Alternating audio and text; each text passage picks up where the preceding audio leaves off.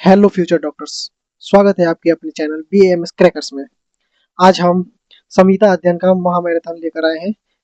अभी तक आपने अगर कुछ भी नहीं पढ़ा होगा तो सिर्फ इसे देखकर चले जाएंगे तो भी आपका यहीं से 95% तक देखने को मिलेगा पेपर में। तो चलिए बिना देरी किए शुरू करते हैं। सबसे पहले आयुष्कामीय अध्याय। तो आयुष्कामीय अध्याय में क्या पढ़ना है? तो एक पहले मंगलाचरण, इसको उतना इंपॉर्टेंट नहीं देना है। इसका मतलब क्या हुआ? उस अपूर्व वैद्य को नमस्कार जिसने सारे शरीर में व्याप्त एवं सदा बने रहने वाले और सुख के मोह और आरती को देने वाले संपूर्ण रागादि रोगों को नष्ट कर दिया है। उसका सबसे मोस्ट इंपॉर्टेंट, ये इंपॉर्टेंट है, इसे पढ़ के जरूर जाए। क्या है? आयुर्वेद का प्रयोजन। तो आयुर्वेद का प्रयोजन क्या है? आयु काम कामनेन धर्म अर्थ सुख साधनम आयुर्उपदेशेषु विदे परमाद्रव्य। मतलब धर्म अर्थ सुख नामक इन तीन पुरुषार्थों का साधन आयु है, अतः आयु सुखायु की कामना करने वाले पुरुष को आयुर्वेद के उपदेशों का विशिष्ट रूप से पालन करना चाहिए। उसके बाद आयुर्वेद अवतरण, ये जरूर पढ़ के जाइएगा। क्यों? क्योंकि अब आयुर्वेद का अवतरण सबसे पहले किसने? ब्रह्मा जी ने किसको दिया? दस प्रजापति। 10 प्रजापति ने अश्विनों कुमारों को। उसके बाद उन्होंने इंद्र ने अत्रिपुत्र पुनर्वसु आत्रेय को, और पुनर्वसु आत्रेय ने किसको दिया? अग्निवेश भेल जतुकर्ण पराशर हारित क्षणपर्णी आदि को। उसके बाद ये पृथक पृथक तंत्रों की रचना हुई। अष्टांग आयुर्वेद का महत्व। तो अष्टांग हृदय का महत्व क्या है? इधर उधर बिखरे हुए प्राचीन तंत्रों में से सार भाग को लेकर अष्टांग हृदय नामक ग्रंथ की रचना की गई है। इसमें वर्णित विषय न अत्यंत संक्षेप से और न अत्यंत विस्तार से कहे गए हैं। क्या इसका महत्व क्या है? इधर उधर बिखरे हुए जो प्राचीन तंत्रों में से सार भाग को लेकर अष्टांग हृदय नामक ग्रंथ की रचना हुई थी, जिसमें ना तो अत्यंत संक्षेप में है और ना अत्यंत विस्तार से कहे गए। अब अष्टांग आयुर्वेद जरूर पढ़ के जाएं। ये 5 नंबर और 10 नंबर दोनों में मिल जाएंगे। काय क्या है? अगर श्लोक याद हो गया तो ठीक है, याद ही कर लीजिएगा। बाकी हम इस मैराथन में तो हम सब कुछ डिटेल में नहीं करा सकते। तो अब चलिए, आयुर्वेद के 8 अंग कौन कौन से? काय चिकित्सा, बाल तंत्र, ग्रह चिकित्सा, ऊर्ध्वांग चिकित्सा, शल्य चिकित्सा, दंष्ट्रा जरा चिकित्सा और विष चिकित्सा। अब दोषों का वर्णन क्या है? तो वायु पितम कफश्चेति त्रयोदोषा समास विकृता अविकृता देहम घनंती ते वर्त्यंती च। मतलब आयुर्वेद शास्त्र में संक्षेप 3 दोष माने गए। कौन कौन से? वात पित्त कफ। ये तीनों दोष विकृत अवस्था में शरीर का विनाश कर देते हैं और अविकृत अवस्था में जीवन दान अथवा स्वास्थ्य संपादन करने में सहायक होते हैं। दोषों का शरीर स्थान क्या है? तो दोषों का स्थान क्या है? तो नाभि से निचले भाग में वात, नाभि तथा हृदय के मध्य में पित्त और हृदय से ऊपरी भाग में कफ दोष होता है। अब वय आदि के अनुसार दोषों की प्रबलता। तो क्या है? वात का क्या है? वृद्धावस्था वय है, और अंत है, रात्रि अंत है, और भोजन भी अंत है। पित्त का क्या है? यौवन है, मध्य मध्य मध्य, कफ बाल्यावस्था आदि आदि आदि। अब दोषों का अग्नि पर प्रभाव। तो वात दोष क्या होता है? विषाग्नि होता है। पित्त में क्या होता है? तीक्ष्णाग्नि। कफ में मंदग्नि और सम में सम होता है। दोषों का कोष्ठ पर प्रभाव क्या है? तो वात क्रूर कोष्ठ होता है, पित्त मृदु कोष्ठ होता है, कफ मध्यम कोष्ठ होता है और सम मध्यम कोष्ठ होता है। दोषों से गर्भ प्रकृति का वर्णन। अब क्या है? दोषों के अनुसार गर्भ की 3 प्रकृतियां बनती है। वात क्या होती है? वो हीन प्रकृति होती है। पित्त क्या होता है? मध्य प्रकृति। कफ उत्तम प्रकृति होती है और सम धातु श्रेष्ठ होता है, और द्विदोषज क्या होता है? निंदनीय होता है। अब वात दोष के गुण आपने पढ़े ही होंगे, लेकिन हाँ, इसका श्लोक याद कर लीजिए। तत्र रुक्षो लघु शीत खर सूक्ष्म चल अनिल। ठीक है, इसको याद कर लीजिए। पित्त दोष, पित्त में क्या है? पित्तम स स्नेह तिक्षो उष्णम लघु विश्रम शरम द्रव्यम। ये याद करके जाइएगा क्योंकि ये पूछता है 5 नंबर में। स्निग्ध शीतो, कफ का दोष क्या है? स्निग्ध शीतो गुरु मंद लक्षणों मृत स्त्रिया कफ। अब उसके बाद हम बात करेंगे संसर्ग तथा सन्निपात की परिभाषा। तो संसर्ग किसे कहते हैं? दो दो शब्दों का एक साथ क्षय या वृद्धि होना क्या होगा? संसर्ग कहलाएगा। और सन्निपात किसे कहेंगे? 3 दोषों का एक साथ क्षय या वृद्धि होना क्या बोलेगा? सन्निपात कहलाएगा। अब धातु, तो धातु कितनी होती है हमारे शरीर में? तो 7 होती है। कितनी होती है? 7 होती है। कौन कौन से? रस, रक्त, मांस, मेद, अस्थि, मज्जा, शुक्र। जब ये वातादि दोषों द्वारा दूषित होते हैं तो इन्हें क्या बोलते हैं? दूष्य कहते हैं। अब मल, त्रिमल होते। त्रिमल कौन कौन से होते हैं? मूत्र, पुरुष, श्वेत। रसों का वर्णन। अब रसों का वर्णन, रस हमारे शरीर में कितने होते? रस कितने होते हैं? रसों का वर्णन 6 माना गया है। मधुर, अम्ल, लवण, कटु, तिक्त, कषाय। तो वात का समन जो करता है वो कौन सा है? मधुर, अम्ल, लवण जो है वात का क्या करेगा? समन करेगा।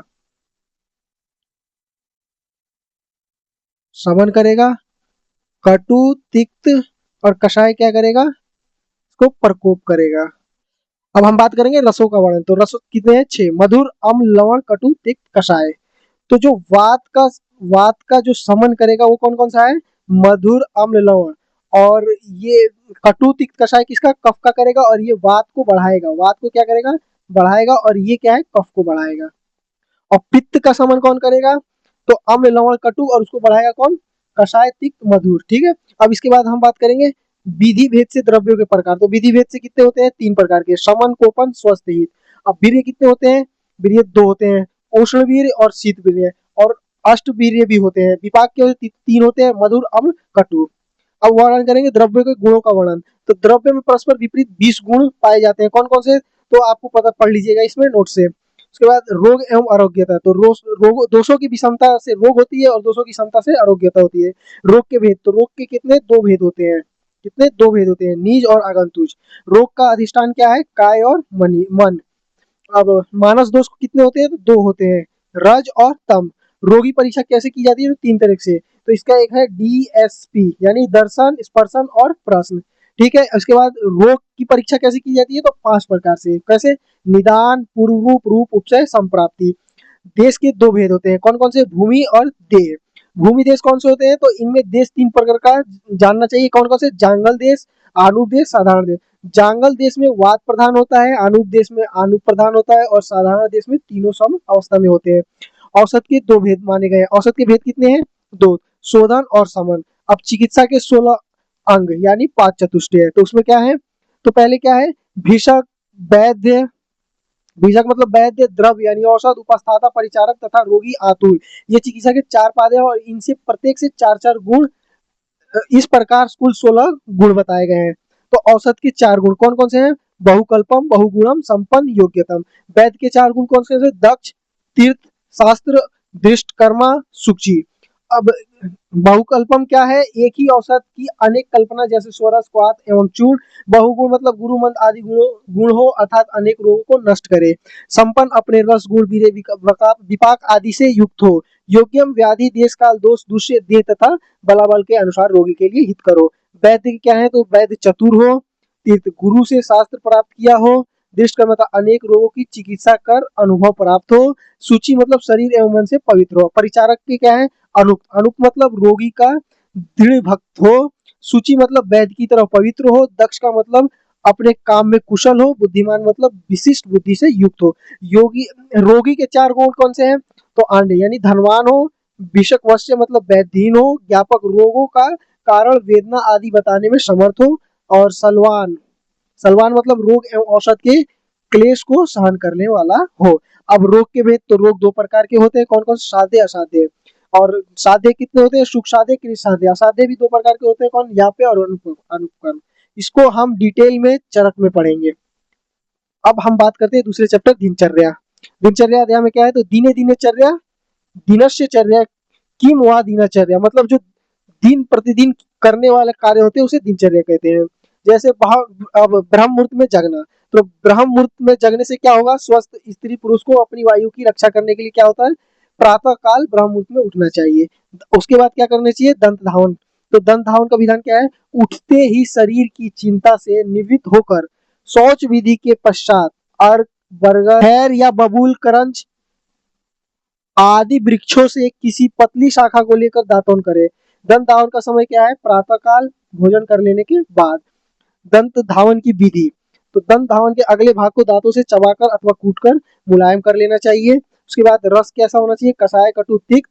और मोटाई कनिका के समान और लंबाई 12 अंगुल होनी चाहिए। ये याद रखना 12 अंगुल, क्योंकि ये एमसीक्यू में आ सकता है।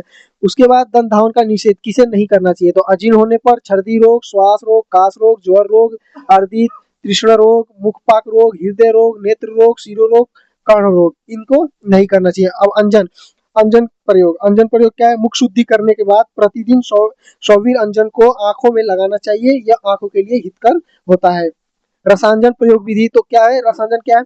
तो आंख तेजोमय या अग्नि गुण प्रधान अवयव उसे विशेष करके शीत गुण प्रधान कफ का भय रखता है, अतः आंख से कफ को निकालने के लिए सप्ताह में 1 बार रसांजन का प्रयोग अवश्य करना चाहिए। रसांजन का प्रयोग सप्ताह में 1 बार जरूर करना चाहिए। नस्य आदि सेवन निर्देश। अंजन प्रयोग के बाद नस्य, गंडूस, धूमपान तथा तांबुल का सेवन करे। तांबुल सेवन निषेध मतलब किसे तांबुल नहीं करना चाहिए, तो छत तथा उर्छत से पीड़ित, पित्त विकार, रक्त विकार, रुक्ष शरीर वाले, नेत्र रोगी, विष विकार से पीड़ित, मूर्छा तथा मदात्यम से पीड़ित और शोष रोगी को क्या नहीं, तांबुल नहीं करना चाहिए। अभ्यंग सेवन विधान, अब क्या पढ़ेंगे, अभ्यंग सेवन विधान। तो इसमें प्रतिदिन अभ्यंग करना चाहिए क्योंकि इससे जरा, श्रम तथा वातज विकारों का नाश होता है। दृष्टि को स्वच्छ करता है, शरीर को पुष्ट करता है, आयु को बढ़ाता है, गहरी नींद लाता है, त्वचा के सौंदर्य को स्थिर बनाए रखता है और मांसपेशियों को दृढ़ बनाता है। अभ्यंग के प्रमुख स्थान सिर, कान तथा पैरों के तलुए। अभ्यंग का निषेध किसे, अभ्यंग किसे नहीं करना चाहिए, तो प्रतिशाय आदि कफज विकारों से पीड़ित रोगी को, जिन्होंने शरीर शुद्धि के लिए वमन विरेचन किया हो, अजीर्ण रोग से ग्रस्त को अभ्यंग का निषेध है, मतलब अभ्यंग नहीं करना चाहिए। अब हम पढ़ेंगे व्यायाम। व्यायाम से SAQ एंड LAQ भी आ जाता है, तो इसे भी अच्छे से पढ़ के जाना। तो इसकी परिभाषा क्या है, जिससे शरीर में थकावट पैदा हो उसे व्यायाम कहते हैं। इसका विधान क्या है, तो व्यायाम करने से कार्य की शक्ति बढ़ती है, जठराग्नि प्रदीप होती है, मेदस का क्षय होता है, अंग प्रत्यंग स्पष्ट दिखलाई देते हैं। व्यायाम का निषेध किसे नहीं करना चाहिए, तो वातज तथा पित्त रोगों से पीड़ित रोगी, बालक, वृद्ध तथा अजीर्ण रोगों से पीड़ित मनुष्य व्यायाम न करे। अर्धशक्ति तथा कार्य काल निर्देश। अर्धशक्ति तथा काल निर्देश, तो बलवान तथा स्निग्ध पदार्थों को खाने वाले मनुष्य शीतकाल यानी हेमंत और शिशिर में, तो बसंत में आधी शक्ति भर व्यायाम करे, इससे अन्य ऋतुओं में और भी कम व्यायाम करे। व्यायाम के बाद का कर्म, तो व्यायाम के बाद का कर्म क्या है, व्यायाम के बाद संपूर्ण शरीर का अनुलोमन, सुखद मर्दन कर्म चारों ओर से करना चाहिए अथवा क्रमशः सभी अंगों का मसलना चाहिए। अति व्यायाम से हानि, तो अति व्यायाम करने से क्या होगा, तृष्णा, क्षय, रक्तपित्त, छर्दी, श्रम, क्लम, काश, जोहर आदि हानि हो जाएंगी। अब हम पढ़ेंगे ऊर्ध्वतन। ऊर्ध्वतन यानी उपटन, तो ये क्या है, तो इसके गुण क्या है, ये कफर है, मतलब कफ को हर करता है, मेद धातु को पिघलाकर उसे सुखा देता है, अंगों को स्थिर करता है, त्वचा को कांति युक्त करता है। स्नान, स्नान का ये श्लोक जरूर देख के जाइएगा क्योंकि इससे MCQ आ जाता है। दीपनम वृष्य आयुषम स्नान मूर्ज बल प्रदनम कंडू मल श्रम स्वेद द्वातिंग दाह पाप मजीद। स्नान करने से जठराग्नि प्रदीप होता है, यह वृष्य यानी वीर्यवर्धक है, वायु को बढ़ाता है, कंडू मल थकावट, पसीना, उंघाई, प्यास, दाह तथा पाप का नाश करता है। स्नान का निषेध किसे नहीं करना चाहिए, अर्दित, नेत्र रोग, मुख रोग, कर्ण रोग, अतिसार, आद्यमान, पीनस, अजीर्ण रोग से तथा भोजन करने के तत्काल बाद स्नान नहीं करना चाहिए। 10वीं पाप कर्म मोस्ट इंपॉर्टेंट है क्योंकि ये जरूर आएगा SAQ में, तो ये जरूर देख के जाए। तो क्या है 10वीं, तो हिंसा, स्ते, अन्यथा काम, पिशुनता, पुरुष वाक्य, अनित, संबिन, आलाप, व्यापदम, अविद्या और दृघि प्रिय, ये 10वीं पाप कर्म है। अब त्रिवर्ग, त्रिवर्ग शून्य निषेध, ऐसा कोई कार्य न करे जिससे त्रिवर्ग यानी धर्म, अर्थ, काम की प्राप्ति न हो अथवा त्रिवर्ग का निषेध होता है, वो निषेध होता है। वर्जनीय स्थल, चैत्य, देवता का स्थान, बौद्ध या जैन मंदिर, समाधि पर न चढ़े, ध्वज के डंडे पर न चढ़े, अधस्त अर्थात चांडाल आदि छाया न लगाए, भस्म तथा, ये उतना इंपॉर्टेंट नहीं है बट हाँ, और सदवृत भी देख लीजिएगा, सदवृत हम डिटेल में चरक में देख लेंगे एक बार। अब हम बात करते हैं 3rd चैप्टर ऋतुचर्या। ऋतुचर्या क्या है, तो इस अध्याय में संपूर्ण वर्ष को 6 भागों में बांटा गया है और इसमें किसी प्रकार का आहार विहार होना चाहिए, किस प्रकार का आहार विहार होना चाहिए विषयों का वर्णन किया गया है। षड, तो कौन कौन से ऋतु है, शिशिर, बसंत, ग्रीष्म, वर्षा, शरद, हेमंत। संपूर्ण वर्ष में 12 मास तथा 6 ऋतु और 2 अयन होते हैं। अयन कौन से, उत्तरायण और दक्षिणायन। तो इसे क्या बोलते हैं, आदान काल और विसर्ग काल भी कहते हैं। तो आदान काल क्या होता है, सूर्य की उत्तर मार्ग में गति होती है, सूर्य की किरण क्या होती है, उत्तर मार्ग में होती है, और विसर्ग काल में क्या होता है, सूर्य की दक्षिण मार्ग में गति होती है। आदान काल में अग्नि प्रधान होता है, बल का क्षय होता है। इसमें ऋतु कौन कौन से आते हैं, तो शिशिर, बसंत और ग्रीष्म आते हैं। रस इसका तिक्त, कटु, कषाय होता है। गुण रुक्ष और गुण प्रधान होता है। अब हम विसर्ग काल में, विसर्ग काल क्या है, सूर्य की किरण क्या होती है, दक्षिण मार्ग में गति करती है और ये सौम्य काल होता है। बल इसकी क्या होती है, वृद्धि होती है। इसमें कौन कौन से आते हैं, वर्षा, शरद, हेमंत। रस क्या होता है, मधुर, अम्ल और लवण। गुण क्या होता है, स्निग्ध तथा गुण प्रधान। बल का चय, उपचय। तो शिशिर, बसंत, ग्रीष्म, वर्षा, शरद, हेमंत में, तो शिशिर और हेमंत का क्या होता है, उत्तम बल होता है। बसंत और शरद का मध्यम, और ग्रीष्म वर्षा क्या होता है, अल्प बल वाला होता है। अब हम बात करेंगे हेमंत ऋतुचर्या। तो हेमंत ऋतु में क्या होता है, काल स्वभाव के कारण पुरुष अधिक बलवान रहता है, जठराग्नि तीव्र होती है, जिसे आहार रूपी ईंधन कम मिलने पर वह अग्नि वायु द्वारा प्रेरित होकर रसादी शरीरस्थ धातुओं को पचाने लगती है। इसलिए हेमंत ऋतु में वातनाशक, मधुर, अम्ल, लवण रसयुक्त पदार्थों का पर्याप्त सेवन करना चाहिए।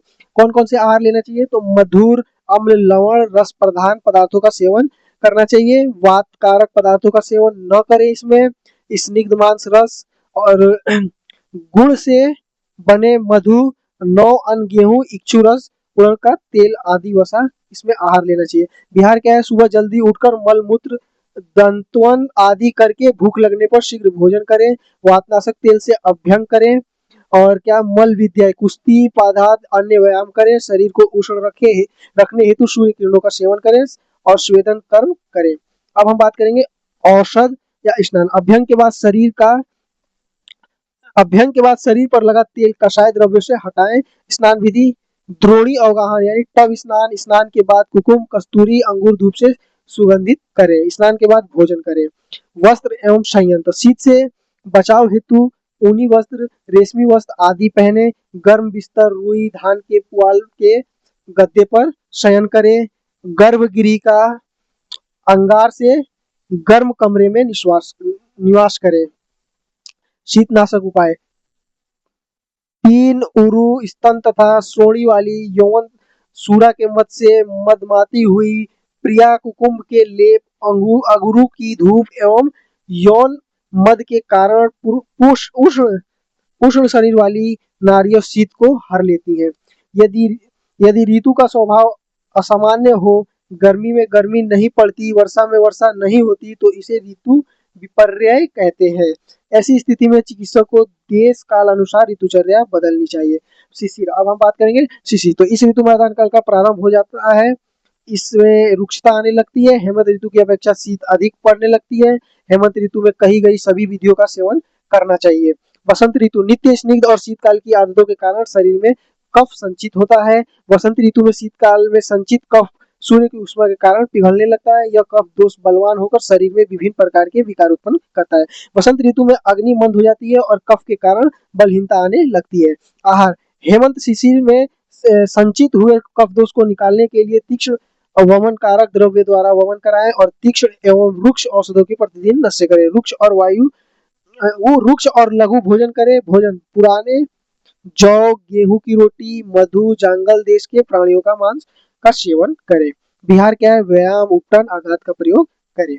वसंत ऋतु में अपत्य: स्निग्ध, गुरु, अम्ल, मधुर, शीतल, श्लेष्मिक पदार्थों का सेवन नहीं करना चाहिए। दिन में सोना नहीं चाहिए। उसके बाद अनुशंसित पंचकर्म क्या है? वमन। ग्रीष्म ऋतु में तीक्ष्ण आंसू सूर्य अपनी तेज किरणों से संसार को जलीय तत्व को सुखा देती है। शिशिर के शरीर के भीतर स्थित कफ धातु क्षीण होने लगता है और कफ दोष की वृद्धि हो जाती है। इसका आहार क्या है? तो भोजन मधुर रस युक्त, लघु, स्निग्ध, शीतल एवं पदार्थों का वाले को सेवन करना चाहिए। गुरु पदार्थों का सेवन आधे मात्रा में ही करना चाहिए।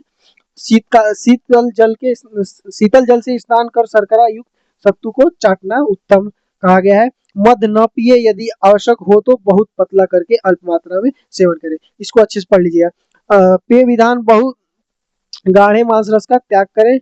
रसाला, राग, खांडव, पंचसार जैसे पेय उपयोग करें। उसके बाद पचसार क्या होता है? तो मधु, खजूर, मुनक्का, फालसा, मिश्री एवं जल मिलाकर बना मंद पंचसार कहलाता है। दुग्धपान: रात में मिश्री मिला हुआ महिष क्षीर जो चंद्रमा की किरणों से शीतल हो उसे पिए। अब वर्षा ऋतु में क्या है? आदान काल के प्रभाव से दुर्बल शरीर वाले प्राणियों की पहले से ही मंद हुई अग्नि वर्षा ऋतु में वातादि दोषों से अधिक मंद पड़ जाती है। पथ्य: साधारण आहार विहार जो वातादि दोषों का शमन करने वाले हो, जठराग्नि वर्धक हो। शरीर शुद्धि वमन विरेचन क्रियाओं द्वारा संचित दोषों का शोधन करके आस्थापन वस्ती का सेवन करें। सेवनीय आहार: पुराने जौ एवं गेहूं, हरिण आदि जांगम प्राणियों का मांस, पुराने आशु अरिष्ट पंचकोल युक्त मांस रसों का सेवन करें। शरद ऋतु में वर्षा ऋतु में संचित पित्त शरद ऋतु में कुपित हो जाता है। पथ्य: तिक्त घृत का सेवन, विरेचन, रक्त मोक्षण। आहार विधि: तिक्त मधुर कषाय रस प्रधान द्रव्यों का सेवन, साली चावल, मूंग, मिश्री, आंवला, परवल, मधु तथा जांगम प्राणियों के मांस का सेवन करें। अपथ्य क्या है? तो क्षार पदार्थ, भरपेट भोजन करना, दही, तेल, तेज धूप, तीक्ष्ण मद, दिन में सोना, पूर्व की ओर से बहने वाली वायु, ये सब इसके लिए अपत्य है। अब हंसोदक, हंसोदक क्या है, इससे एमसीक्यू इससे एससीक्यू आ जाते हैं। तो हंसोदक सूर्य एवं चंद्रमा की किरणों से सुसेवित तथा अगस्त्य तारा के उदय हो जाने से पवित्र, निर्मल एवं दोषनाशक जल को हंसोदक कहते हैं। ये अमृत के समान गुण वाले होता है। ऋतु संधि, तो प्रथम ऋतु का अंतिम सप्ताह और आने वाली ऋतु का प्रथम सप्ताह, 15 दिन का समय ऋतु संधि होता है। साथ में जो आहार विहार वेशभूषा देश जिस पुरुष के अनुकूल हो उसके लिए साथ में कहा जाता है। साथ में क्या है, ऋतु साथ में, ओक साथ में, देश साथ में और रोग साथ में। अब हम बात करेंगे रोग अनुत्पादनीय अध्याय। इसमें क्या है, वेगों को न रोकने का निर्देश दिया गया है। कौन कौन सी वेग, अपान वायु, मल मूत्र, छींक, प्यास, भूख, निद्रा, काश, श्रम जनित, श्वास, जिह्वा, आशु, छर्दी तथा शुक्र के वेगों को नहीं रोकना चाहिए। शरीर से बाहर बाहर निकले शरीर से बाहर निकलने वाली कोई स्वाभाविक गति इन्हें रोकने से ऊर्ध्वात व अनेक रोग उत्पन्न होते हैं। अधोवात को लक्षण क्या है, गुल्म, उदार, उदरशूल, क्लम, ये रोग हो सकते हैं और इसकी चिकित्सा फलवर्ती, अभ्यंग, अवगाह, स्वेदन और क्या, बस्तीकर्म कराना है। अब क्या है, मल वेग रोग, मल वेग को रोकने से होने वाली लक्षण, पिंडियों में ऐठन, प्रतिशय, सिर में पीड़ा, उद्गार, परिकर्तिता। उसकी चिकित्सा क्या है, फलवर्ती, अभ्यंग, अवगाह, स्वेदन और बस्तीकर्म। अब मूत्र वेग से को रोकने से कौन से लक्षण आते हैं, तो अभ्यंग, अंग भंग, अश्मरी, मूत्र आशय, मूत्र मार्ग, वंशा में, मूत्र त्रोतस में और भ्रीकों में पीड़ा आदि लक्षण उत्पन्न होते हैं। इसकी चिकित्सा कैसी होती है, फलवर्ती, अभ्यंग, अवगाह, स्वेदन, बस्तीकर्म। औपीयत घृत का सेवन करें अर्थात भोजन करने से पहले, और भोजन पच जाने के पच जाने पर उत्तम मात्रा में घृत पान करें। अब क्या है, उद्गार, उद्गार वेग को रोकने से होने वाले कौन कौन से लक्षण हैं, तो अरुचि, कम, पिबंध, हृदय उदस, आद्यमान, काश और हिदमा। इसकी चिकित्सा कैसे करनी चाहिए, तो हिक्का रोग के समान चिकित्सा करनी चाहिए। तो अब आएगा छौदी, तो इसके लक्षण क्या है, इंद्रिय दौर्बल्य, मन्य स्तंभ, अर्धित्वात, शिरोअर्ती। इसकी चिकित्सा होगी तीक्ष्ण धूमपान, तीक्ष्ण अंजन, तीक्ष्ण द्रव्य की नस्य, स्नेहन, स्वेदन। अब हिक्का रोग के रोकने से होने वाले लक्षण कौन कौन से हैं, तो छींक के वेगों को रोकने से उत्पन्न हुए दो रोगों की चिकित्सा तीक्ष्ण द्रव्यों के धूमपान से, तीक्ष्ण द्रव्य द्वारा बनाए गए अंजन से, तीक्ष्ण द्रव्यों के नस्य से, सूर्य की ओर देखने से, पुनः छींक के आ जाने से, स्नेहन तथा स्वेदन से करें। तृष्णा, तृष्णा का लक्षण क्या है, मुक्षु, शरीर में शिथिलता, बाधिरता, मोह, भ्रम, हृदय रोग। इसकी चिकित्सा कैसे करें, तो इस स्थिति में सभी प्रकार के आहार विहार तथा औषध में शीत चिकित्सा करनी चाहिए। अब क्षुधा को रोकने से लक्षण क्या है, अंग भंग, अरुचि, गलानी, काश्य, शूल, भ्रम। और इसकी चिकित्सा क्या है, लघु आहार, स्निग्ध आहार, उष्ण आहार और रुचिकर आहार करनी चाहिए। अब निद्रा का वेग रोकने से कौन कौन से लक्षण दिखाई देते हैं, तो मोह, शीत तथा आंखों में भारीपन, आलस्य, जिह्वा, अंगमन। इसकी चिकित्सा कैसे करनी चाहिए, तो भरपूर सोने से, इस रोगी को भरपूर सोने दें और नींद आने से पहले तक उसके हाथ पैर तथा सिर को दबाना चाहिए, जिससे चंपी कहते हैं। काश को रोकने से क्या होगा, काश रोग की वृद्धि, श्वास रोग, अरुचि, हृदय रोग, शोष, हिदमा। इसकी चिकित्सा कैसे करनी चाहिए, तो इसमें काश रोग नाशक चिकित्सा विधि का प्रयोग करना चाहिए। श्रम श्वास के लक्षण क्या है, श्रम श्वास वेग को रोकने के, तो गुल्म रोग, हृदय संबंधी रोग और मूर्छा रोग हो जाते हैं। इसकी चिकित्सा विश्राम करना चाहिए, वातनाशक अभ्यंग करना चाहिए। जिह्वा को रोकने से होने वाले लक्षण, तो सिर में पीड़ा, कान आदि ज्ञानेंद्रियों में कमजोरी, मन्य स्तंभ, अर्धित रोग। इसका चिकित्सा कैसे हो, वातनाशक चिकित्सा। अब अश्रु, तो अश्रु रोकने से कौन कौन से लक्षण आएंगे, तो पीनस, नेत्र रोग, शिरो रोग, हृदय रोग, मन्य स्तंभ, अरुचि, चक्करों का आना, गुल्म रोग। इसकी चिकित्सा कैसे करेंगे, तो निद्रा, मद्य सेवन और मनोहर कथाएं। छर्दी, छर्दी वेग को रोकने से कौन कौन से लक्षण दिखाई देंगे, तो विसर्प, कोट, कुष्ठ, अच्छी रोग, कंडू, पांडु, ज्वर, काश, लाश, व्यंग। इसमें कुछ याद कर लेंगे, उससे चिकित्सा याद कर लेंगे। गंडूस, धूमपान, वमन, व्यायाम, रक्त मोक्षण, विरेचन आदि इसकी चिकित्सा करनी चाहिए। शुक्र वेग को रोकने से कौन कौन से लक्षण आते हैं, तो मूत्र के साथ शुक्र का निकलना, शोथ, ज्वर, हृदय में पीड़ा, मूत्र की प्रवृत्ति में रुकावट, अंग भंग और अश्मरी, नपुंसकता आदि लक्षण उत्पन्न होते हैं शुक्र के वेग रोकने से। इसकी चिकित्सा क्या होती है, मुर्गे का मांस, शुरा, साली धान्य, उत्तर बस्ती, अभ्यंग, अवगाहन बस्ती, बस्ती शोधन कराना चाहिए। धार्य वेग, धार्य वेग कौन कौन क्या होते हैं, तो इस लोक में तथा परलोक में अपना भला चाहने वाला पुरुष लोभ, ईर्ष्या, द्वेष तथा राग द्वेष आदि वेगों को रोकने का सदा प्रयत्न करता रहे और सदा अपनी इंद्रियों पर विजय प्राप्त करता रहे, उसे धारणीय वेग कहते हैं। शोधन वात पित्त कफ इन तीनों दोषों तथा पुरुष आदि शारीरिक मलों का उचित समय पर संशोधन करने का प्रयत्न करना चाहिए, क्योंकि जब दोष अत्यधिक संचित हो जाते हैं तो कुपित होकर जीवन का विनाश कर सकते हैं।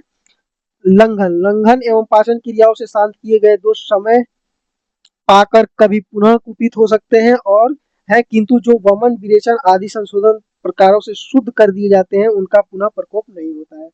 आगंतुज रोग, आगंतुक रोग कौन से हैं? भूतावेश, विष, वायु, अग्नि, छत, भंग, श्रम, राग, द्वेष, भय।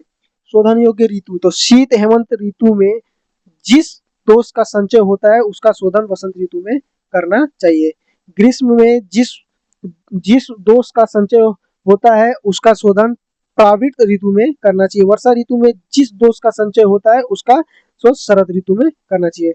स्वस्थ रहने के उपाय, तो सदा हितकर आहार विहार का सेवन करने वाला मानव किसी भी कार्य को भली भांति देख कर करने वाला, नेत्र आदि ज्ञानेंद्रियों के विषयों में आसक्त न रहने वाला, सदा पात्रों को दान देने वाला, सभी प्राणियों को अपने समान समझने वाला, क्षमा करने वाला तथा आप्तजनों की सेवा करने वाला सदा निरोग रहता है। अब द्रव्य, तो ये इंपॉर्टेंट नहीं है, इसमें आप ज्यादा इंपॉर्टेंट नहीं है, इसे नहीं पूछे जाते हैं मोस्टली, तो इसको एक बार नोट्स में डाल दूंगा टेलीग्राम पे, तो इसको एक बार देख लीजिएगा आप लोग जी। अब हम पांचवा और ये 6 चैप्टर ये दोनों इंपॉर्टेंट नहीं है तो इनको हम स्किप भी कर सकते हैं। अब हम बात करेंगे अनरक्षा अध्याय। तो अनरक्षा अध्याय में क्या है? अनरक्षा अर्थात भोजन की रक्षा करना। इस अध्याय में विषयुक्त आहार पदार्थों विरुद्ध आहार, तीन उपस्तंभ आदि विषयों का वर्णन हुआ है। तो राजवैद्य और उसका निवास क्या है? तो राजा को यह व्यवस्था करनी चाहिए कि प्राणाचार्य राजगृह के समीप निवास करे ताकि राजा का आहार पान और सुरक्षा समय पर देखा जा सके। विषुक्त औदन के लक्षण, तो विषुक्त औदन जब भोजन मुख्य भोजन जैसे चावल या दाल आदि में विष मिलती है तो उसमें निम्न लक्षण देखने को मिलते हैं। तो ये इंपॉर्टेंट है, ये ऐसे क्यों आ सकता है? क्या है? तो पकने में अधिक समय लेना, पकने के बाद वह प्रायुशीतोम हो जाता है, म्यूरकंठ तुल्य उष्मा, म्यूरकंठ तुल्य उष्मा क्या है? म्यूरकंठ तुल्य उष्मा। विशुद्ध भोजन से निकलने वाले भाप मयूर के गर्दन जैसी रंगीन हो सकती है। इस भोजन से मोह, मूर्छा, प्रेषक प्रवृत्ति होती है। उसका रंग, गंध आदि शीघ्र ही ह्रास पाते हैं। भोजन चिपचिप जलयुक्त अतिसार झलक देता है। उसमें चमकदार कण दिखाई देते हैं जैसे तेल की परत पानी की सतह पर। विशुद्ध व्यंजन के लक्षण, तो शुष्क होना, उनमें अति अनियमित रेखाएं या रूप रंग विकृत दिखना, व्यंजन अलग अलग हो जाना, कड़वा स्वाद आना, ये सब क्या है? विशुद्ध व्यंजन के लक्षण है। विष मिश्रित मांस रस, दूध एवं दही आदि, तो विष मिश्रित मांस रस में नीली रेखा, दुग्ध में लाल रेखा, दही में काली रेखा, तक्र में पीली या सफेद रेखा, घी में जल आदि, कबूतर के वर्ण, कांजी में काली रेखा, मध्य जल में काली रेखा, मधु में हरी तथा तेल में अरुण हरे रेखाएं उत्पन्न हो जाती हैं। विष के कारण कच्चे फल पक जाते हैं एवं पके फल सड़ जाते हैं आदि क्या होते हैं? दूधे आदि होते हैं। विषदाता के लक्षण, ये क्या है? एससीक्यू में आ जाएगा, ये आप जरूर पर देख लेना। हाँ, इसको हम अच्छे से देखेंगे।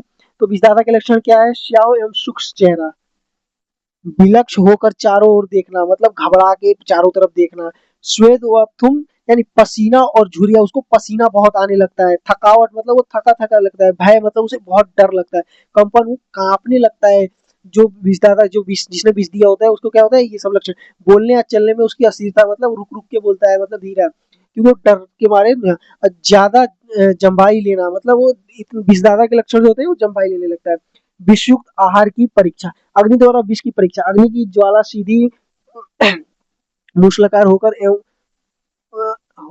एक और जलती है, उसमें चट चट की ध्वनि निकलती है। अग्नि से मोर कंठ के सदृश नीलवर्ण एवं धूम ज्वाला निकलती है। अग्नि से उग्र भाग से तीव्र गंध आती है आदि लक्षण होते हैं। मिश्रित आहार की पक्षियों द्वारा परीक्षा, तो विषैला अन्न अमाशय में पहुंचने पर स्वेदन, मूर्छा, आदमान, भ्रम, रोमहर्ष, वमन, दाह हृदय स्तंभ तथा शरीर अनेक अंगों के धब्बों से युक्त हो जाता है। विष पक्वाशय में पहुंचकर अनेक रंगों के वमन मूत्र का अधिक आना अतिसार, तंद्रा, कृष्णा, पांडुरोग, उदर रोग तथा बलनाश को पैदा करता है। मक्खियां क्या होती हैं, आहार विष मिश्रित आहार खा के क्या मर जाती हैं। विष मिश्रित कौवे क्या होते हैं, आवाज छीड़ हो जाती है उनकी। तोता क्या करना चिल्लाने लगता है। धातु यानी सरीका क्या चिल्लाने लगते हैं। हंस चाल लड़खड़ाने लगती है। हंस की चाल क्या होती है, लड़खड़ाने लगती है। तो इससे भी एक एसक्यू आ सकता है, एसक्यू के फॉर्म में ही आएगा। कपोत क्या है, प्राग त्याग देते हैं। बानर क्या मल त्याग कर देते हैं। मयूर क्या प्रसन्न होता है। स्पर्श विष चिकित्सा, तो अब इसकी विषैली पदार्थ के स्पर्श से कंडू, दाह, उषा, ज्वर, आरती, स्फोट, सुप्ति, नख, रोमों का गिरना एवं शोफ आदि लक्षण होते हैं। इनकी चिकित्सा क्या होती है, तो इनकी चिकित्सा परिषेक, अभ्यंग एवं अवगाहन आदि तथा विषनाशक प्रलेप का सेवन करना चाहिए। चंदन, तालिस पत्र, अमृता, तगर, कुट के कल का प्रयोग लेप के रूप में तथा इसके क्वाथ से दूषित अंगों का अवसेचन करें। विष मिश्रित आहार का मुख में लक्षण, तो लाला यानी श्लेष्म तंतु स्राव, जिह्वा एवं ओष्ठ में स्तंभन यानी जड़ता आ जाएगा। उष्मा, चिमचिमायन, दंत हर्ष, रसाज्ञत्वम एवं हनुस्तंभ हो जाता है। ताम्र भस्म का प्रयोग, विषपान किए मनुष्य को वमन विरेचन से शोधन होने पर ताम्र भस्म से मधु में मिलाकर देने से हृदय शोधन होता है। स्वर्ण भस्म का प्रयोग, हृदय के शुद्ध हो जाने के पश्चात स्वर्ण भस्म एक साढ़ यानी 20 डेसीग्राम की मात्रा में दे। स्वर्ण की भस्म सेवन करने वाले विष का प्रभाव उसी प्रकार नहीं होता जिस प्रकार कमल के स्वर्ण की भस्म सेवन करने वाले पर विष का प्रभाव उसी प्रकार नहीं होता जिस प्रकार कमल के पत्र पर पानी का प्रभाव नहीं होता। अब विरुद्ध आहार, तो विरुद्ध आहार से 10 मार्क्स का भी क्वेश्चन आ सकता है या फिर एससीक्यू आ जाएगा। तो विरुद्ध आहार क्या है, तो विरुद्ध आहार को विष एवं गर्भ विष समझना चाहिए। विरुद्ध आहार को क्या समझेंगे, विष एवं गर्भ विष समझना चाहिए। वह द्रव्य जो देश काल मात्रा आदि एवं स्वभाव से विरुद्ध होते हैं उन्हें विरुद्ध आहार कहते हैं। जैसे कि संयोग विरुद्ध में गुण या मधु के साथ मूली, संस्कार विरुद्ध में सत्व। तो विरुद्ध आहार के लक्षण क्या हैं, जो द्रव्य दोषों को उत्कृष्ट करता है उन्हें करता है किंतु दोषों को शरीर से बाहर नहीं निकालता, वो विरुद्ध आहार कहलाता है। काल विरुद्ध में क्या, शीत काल में शीत एवं सूक्ष्म द्रव्यों का सेवन करना क्या होगा, काल विरुद्ध। मात्रा विरुद्ध क्या होगा, सम मात्रा में मधु एवं घृत का प्रयोग, ये क्या मात्रा विरुद्ध। स्वभाव विरुद्ध यानी विष का प्रयोग। इससे एमसीक्यू, इससे शॉर्ट आंसर क्वेश्चन आ सकता है इसमें। और विरुद्ध आहार कितने होते हैं, 18 प्रकार के होते हैं।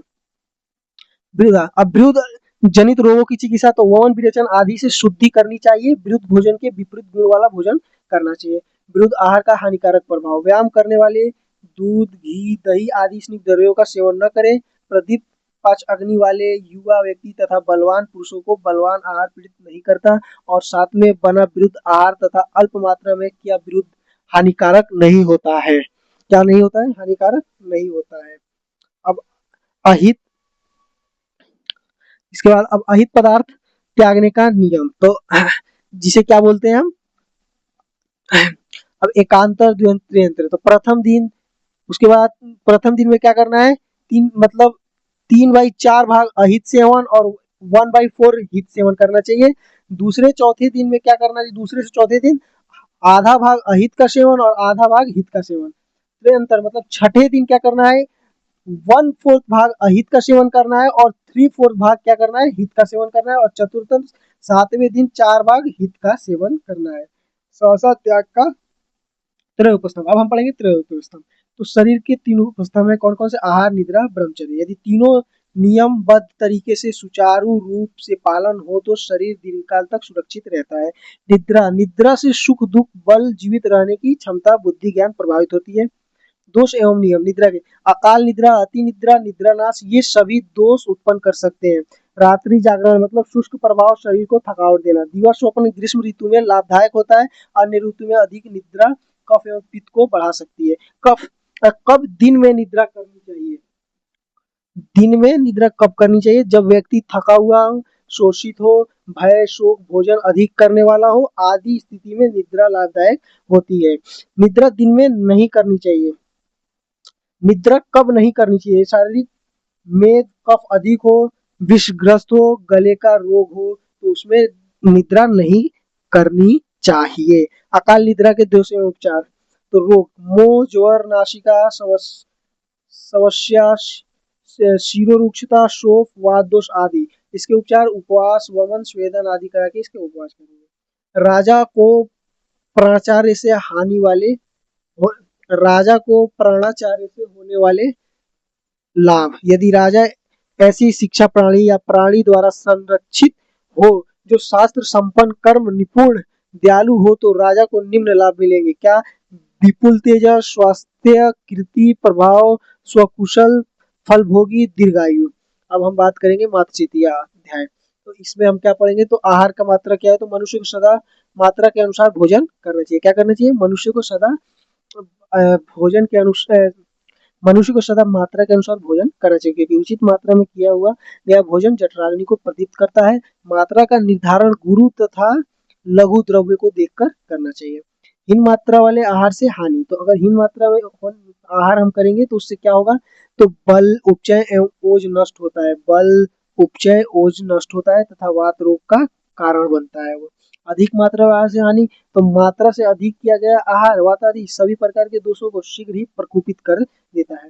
अब हम अल्शक, इससे एससीक्यू आता है। अल्शक, हाँ तो अल्शक क्या होता है? तो आमाशय में अलसीभूत होने से आहार न तो ऊर्ध्व भाग से वमन के रूप में निकलता है और न गुदा से अतिसार के रूप में निकलता है। क्या?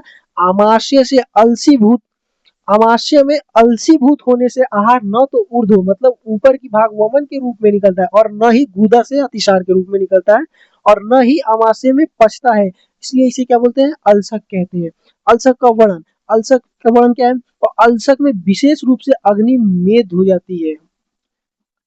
अल्सक में विशेष रूप से अग्नि क्या हो जाती है? मंद हो जाती है तथा मूत्रवात पुरुष के वेग को रोकने वाले का अन्नपान जब वायु द्वारा दूषित एवं कफ द्वारा अवरुद्ध मार्ग वाला हो जाता है तो शल्य की तरह आमाशय में बना रहता है। उसके बाद हम पढ़ेंगे दंड अल्सर। तो वातादि दोष अत्यंत कुपित तथा दूषित होकर आम अन्न द्वारा मुख एवं गुद मार्ग के रुक जाने के कारण तीर्य तिर्यकवाही अर्थात रसवाही स्रोतों द्वारा समस्त शरीर में फैलकर संपूर्ण शरीर को दंड के समान जड़ कर देता है, यानी जकड़ देता है। अतः इसे रोग को दंड इसी रोग को क्या बोलते हैं? दंड अल्सर कहते हैं। ये रोग शीघ्र ही मारक होता है। इसकी चिकित्सा करना छोड़ देनी चाहिए। इसकी चिकित्सा नहीं करनी चाहिए। इसकी दंड अल्सर की। अब हम पढ़ेंगे विसूचिका। तो वातादि तीनों दोषों के अत्यंत कुपित होने के कारण नाना प्रकार की वेदना के उत्पन्न होने से शरीर में सुई चुभन के समान वेदना होती है, उसे क्या बोलते हैं? विसूचिका कहते हैं। वातादि तीनों दोषों के अत्यंत कुपित होने के कारण नाना प्रकार की वेदना के उत्पन्न होने से शरीर में सुई के चुभन के समान वेदना होती है, उसे क्या बोलेंगे? विसूचिका। विसूचिका में वातादि दोष। तो वात क्या? विसूचिका भ्रम, शूल, अनाह, कंपन, स्तंभ उत्पन्न करता है। और पित्त क्या करता है? ज्वर, अतिसार, दाह, प्यास एवं प्रलाप करता है। कफ क्या करता है? छर्दी, अंगों में भारीपन, बोलने में रुकावट तथा लालस्राव कराती है। अब आम विष। आम विष क्या है? तो विरुद्ध आहार करने से, भोजन न पचने से और अजीर्ण में भोजन से जो विष बनता है वो आम विष कहलाता है। ये तीव्र पीड़ा कारक एवं मारक होता है। साध्य आम की चिकित्सा। वचा, लवण, मदन फल को गर्म जल में मिलाकर शीघ्र वमन कराना चाहिए। उसके बाद स्वेदन तथा मल एवं वायु को अनुलोमन करने वाली ऊर्ध्ववर्तियों का प्रयोग करें। आम दोष की विशेष चिकित्सा। तो अजीर्ण रोगी शूल होने पर भी शूलहर औषधियों का को न पिए। यदि आम में आहार पच जाने पर उदर स्थिर, अचल तथा भारी हो तो शेष दोष को पचाने के लिए और अग्नि को प्रदीप्त करने के लिए दीपन पाचन औषधि देना चाहिए। आम दोष में अपतर्पण। तो आम दोष जन्य विकार की शांति अपतर्पण से होती है। अपतर्पण तीन प्रकार का होता है: लंघन, लंघन पाचन और शोधन। अजीर्ण। अजीर्ण क्या है? तो सबसे पहले अजीर्ण क्या? अग्निमान, अग्निमान से अपक्वान, अपक्वान से अजीर्ण, अजीर्ण फिर अजीर्ण कितने प्रकार के होते हैं? चार: आमाजीर्ण, विगदाजीर्ण, विष्टब्दाजीर्ण और रसाजीर्ण। तो आमाजीर्ण में कौन सा दोष प्रधान होता है? कफ। और ये क्या होता है? अछीकुट, तत्काल उद्गार, प्रसेक, मिचली, गौरव आदि इससे क्या होते लक्षण आते हैं। इसमें क्या? प्यास, इसमें पित्त प्रधान होता है। प्यास, मूर्छा, भ्रम, अम्ल उद्गार होता है। विष्टब्दाजीन में क्या है, वात प्रधान होता है, शूल विबंध आद्यमान लक्षण दिखते हैं।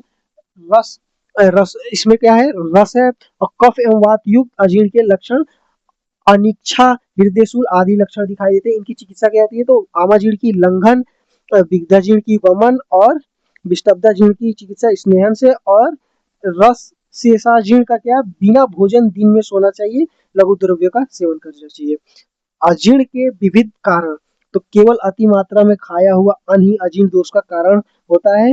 इनसे अन्य कारण भी हैं, अप्रिय, अतिपक्व, रुक्ष, हिम, अशुद्ध, कठिन, शोक, क्रोध एवं क्षुधा आदि से पीड़ित में भी अन्न जीर्ण पाचन नहीं हो पाता। अब भोजन विधि, भोजन विधि क्या होते हैं, तो काले यानी मल मूत्र का विसर्जन होने पर, साथ में प्रकृति के अनुकूल शुचि, हित, स्निग्ध, उष्ण, लघु तथा तन्मना होकर षड्रस युक्त, जिसमें मधुर रस की प्रधानता हो, इस प्रकार का आहार न बहुत जल्दी और न बहुत विलंब से खाना चाहिए। स्नान करके भूख लगने पर एकांत में स्नान करके खाना चाहिए।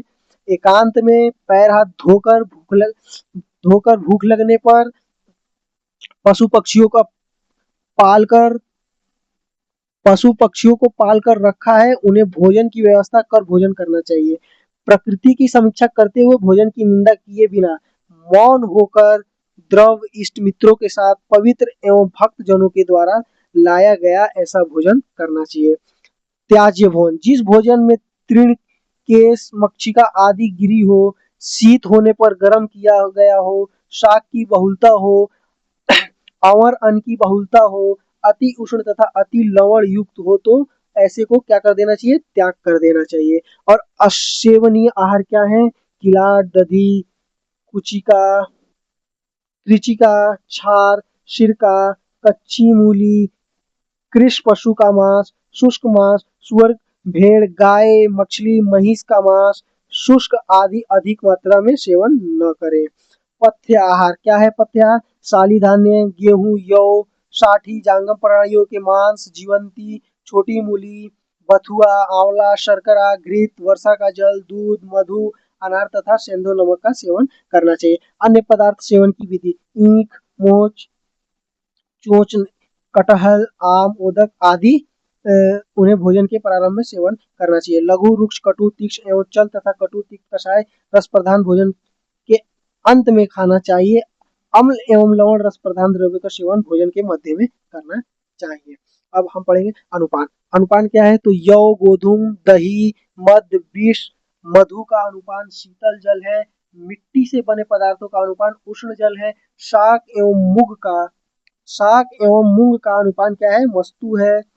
क्षीण व्यक्तियों के लिए सूरा हितकर है तथा स्थूल व्यक्तियों को कृष करने के लिए मधु को पीने पानी में मिलाकर देना चाहिए। मांस सेवन के पश्चात अग्नि मंद होने पर मध्य का अनुपान देना चाहिए।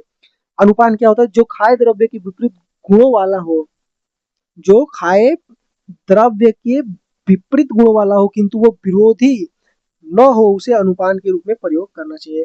अनुपान के लाभ क्या होते हैं, तो अनुपान सेवन से ऊर्जा, बल, तर्पण, आहार का स्रोतों में फैलना, अंगों को दृढ़ करना, खाए अन्न और को शिथिल करना तथा जारण पाक इन कार्यों को करता है।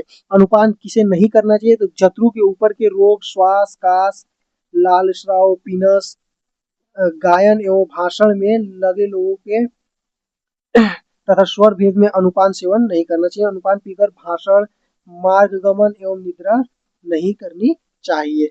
आहार काल, मल मूल के प्रशिष्ट भली प्रकार से निकल जाने पर, हृदय के विमल हो जाने पर, दोषों के अपने मार्ग की ओर प्रयाण करने पर, शुद्ध डकार आने पर, निर्मल निद्र होने पर एवं शरीर में हल्कापन पर विधि पूर्वक आहार सेवन करना चाहिए। वाग्भट के अनुसार सप्त आहार कल्पना, तो क्या क्या है, स्वभाव, संयोग, संस्कार, मात्रा, देश, काल, उपयोग। अब हम बात करेंगे द्रव्य आदि विज्ञानी द्रव्य। तो पूर्व अध्ययन में हमने क्या पढ़ा, अन्नपान की सामान्य जानकारी दी गई। अब इस अध्याय में द्रव्य रस गुण वीर्य विभाग का प्रभाव का विवेचन है। तो द्रव्य की परिभाषा, द्रव्य वह है जिसमें कर्म और गुण आश्रित होते हैं। यह पंच महाभूत होता है, क्या होता है, पंच महाभूतात्मक होता है। नाम का उसे महाभूत विशेषता पर आधारित है। तो रस, दोष व अनुरस, कोई भी द्रव्य केवल एक रस वाला नहीं होता, प्रधान रस स्पष्ट होता है, जो बाद में अनुभव हो उसे अनुरस कहते हैं। एक द्रव्य में अनेक दूसरे हो सकते हैं। गुण व उनका संधान, तो गुणादि गुण पृथ्वी आदि महाभूतों में होते हैं। ये गुण रसों में सहचर्य से प्रतीत होते हैं। 5 प्रकार के द्रव्य कौन कौन से हैं? तो पार्थिव, आप्य, आग्नेय, वायव्य और नाभस। तो पार्थिव के गुण क्या है? तो गुरु, स्थूल, स्निग्ध, गंधयुक्त, उपचय कारक। आप्य क्या है? द्रव्य, शीत, स्निग्ध, शांत, और ये क्या है? स्नेहन और प्रवादन है। आग्नेय क्या है? रुक्ष, तीक्ष्ण, उष्ण। इसका क्या है? दाह, पाचन, वर्णदायक। वायव्य क्या है? इसमें गुण क्या है? लघु, विशद, स्पर्श युक्त होता है। इसका क्या है? विषणशीलता और गलानी इसका कर्म है। नाभस क्या है? सूक्ष्म, लघु, शब्द युक्त। कर्म क्या है? स्वप्रिय और संशमन। औषध, औषध, औषधमय जगत। संसार का कोई भी द्रव्य ऐसा नहीं है जो औषध न हो। सभी द्रव्य विभिन्न प्रयोजनों में उपयोग होते हैं। ऊर्ध्वगामी और अधोगामी द्रव्य। ऊर्ध्वगामी द्रव्य कौन? अग्नि, वायु प्रधान। और अधोगामी क्या है? विरेचक। और इसमें कौन कौन से? पृथ्वी, जल प्रधान होता है ये।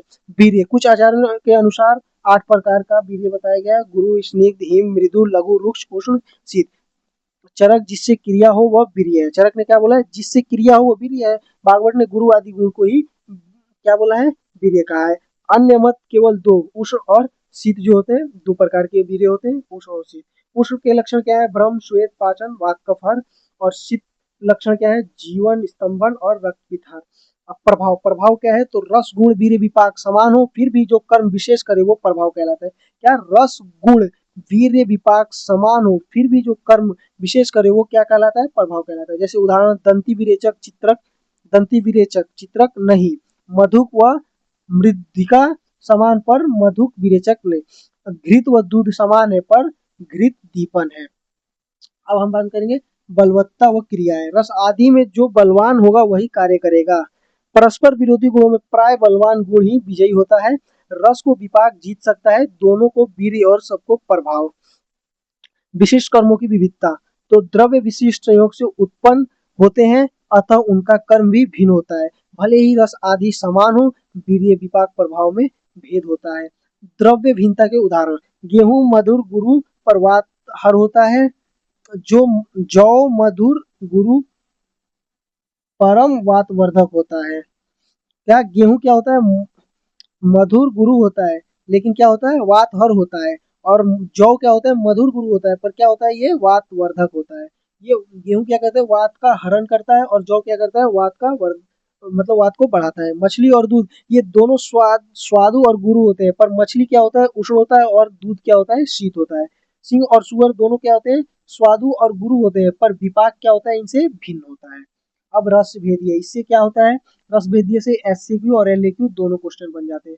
अब इसे हम ठीक से पढ़ेंगे। तो रस कितने होते हैं? तो 6। तो मधुर, अम्ल, लवण, कटु, तिक्त, कषाय। इसमें इसका संबंध भी पूछा जाता है एससीक्यू में महाभूतों से। तो क्या है?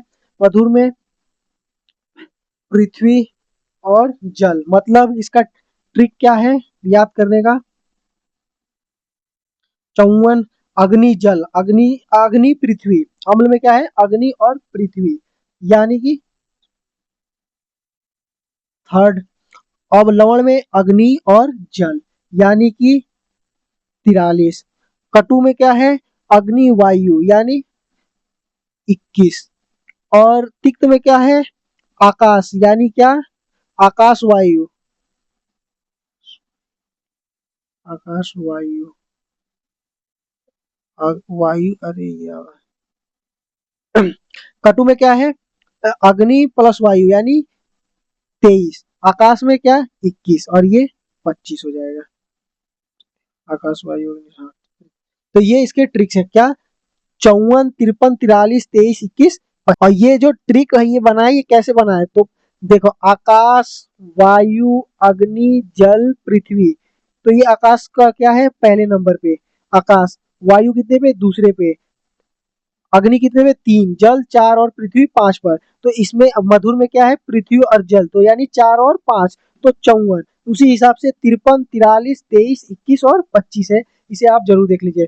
उसके बाद अब देखिए, अब ये इसमें ये हो गया। अब मधुर अम, तो मधुर अम्ल लवण, अब मधुर अम्ल लवण जो इसका दुष्प्रभाव क्या है? तो ये वात को कम करता है, और कफ को क्या करता है, कटु तिक्त कषाय वात को कम करता है, और ये कफ को मधुर अम्ल लवण क्या करता है, कफ को बढ़ाता है, और कटु तिक्त कषाय कफ को घटाता है।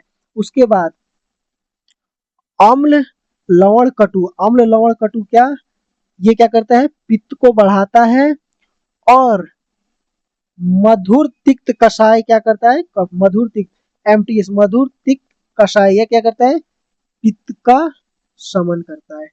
आई होप ये आपको समझ में आ गया होगा। अब हम बात करेंगे मधुर रस। तो मधुर रस है, मधुर रस के लक्षण क्या है, मुख से लिपट जाता है, शरीर को आश्वस्त कर, इंद्रियों को प्रसन्न करने वाला, चींटियों या भ्रम को प्रिय होता है।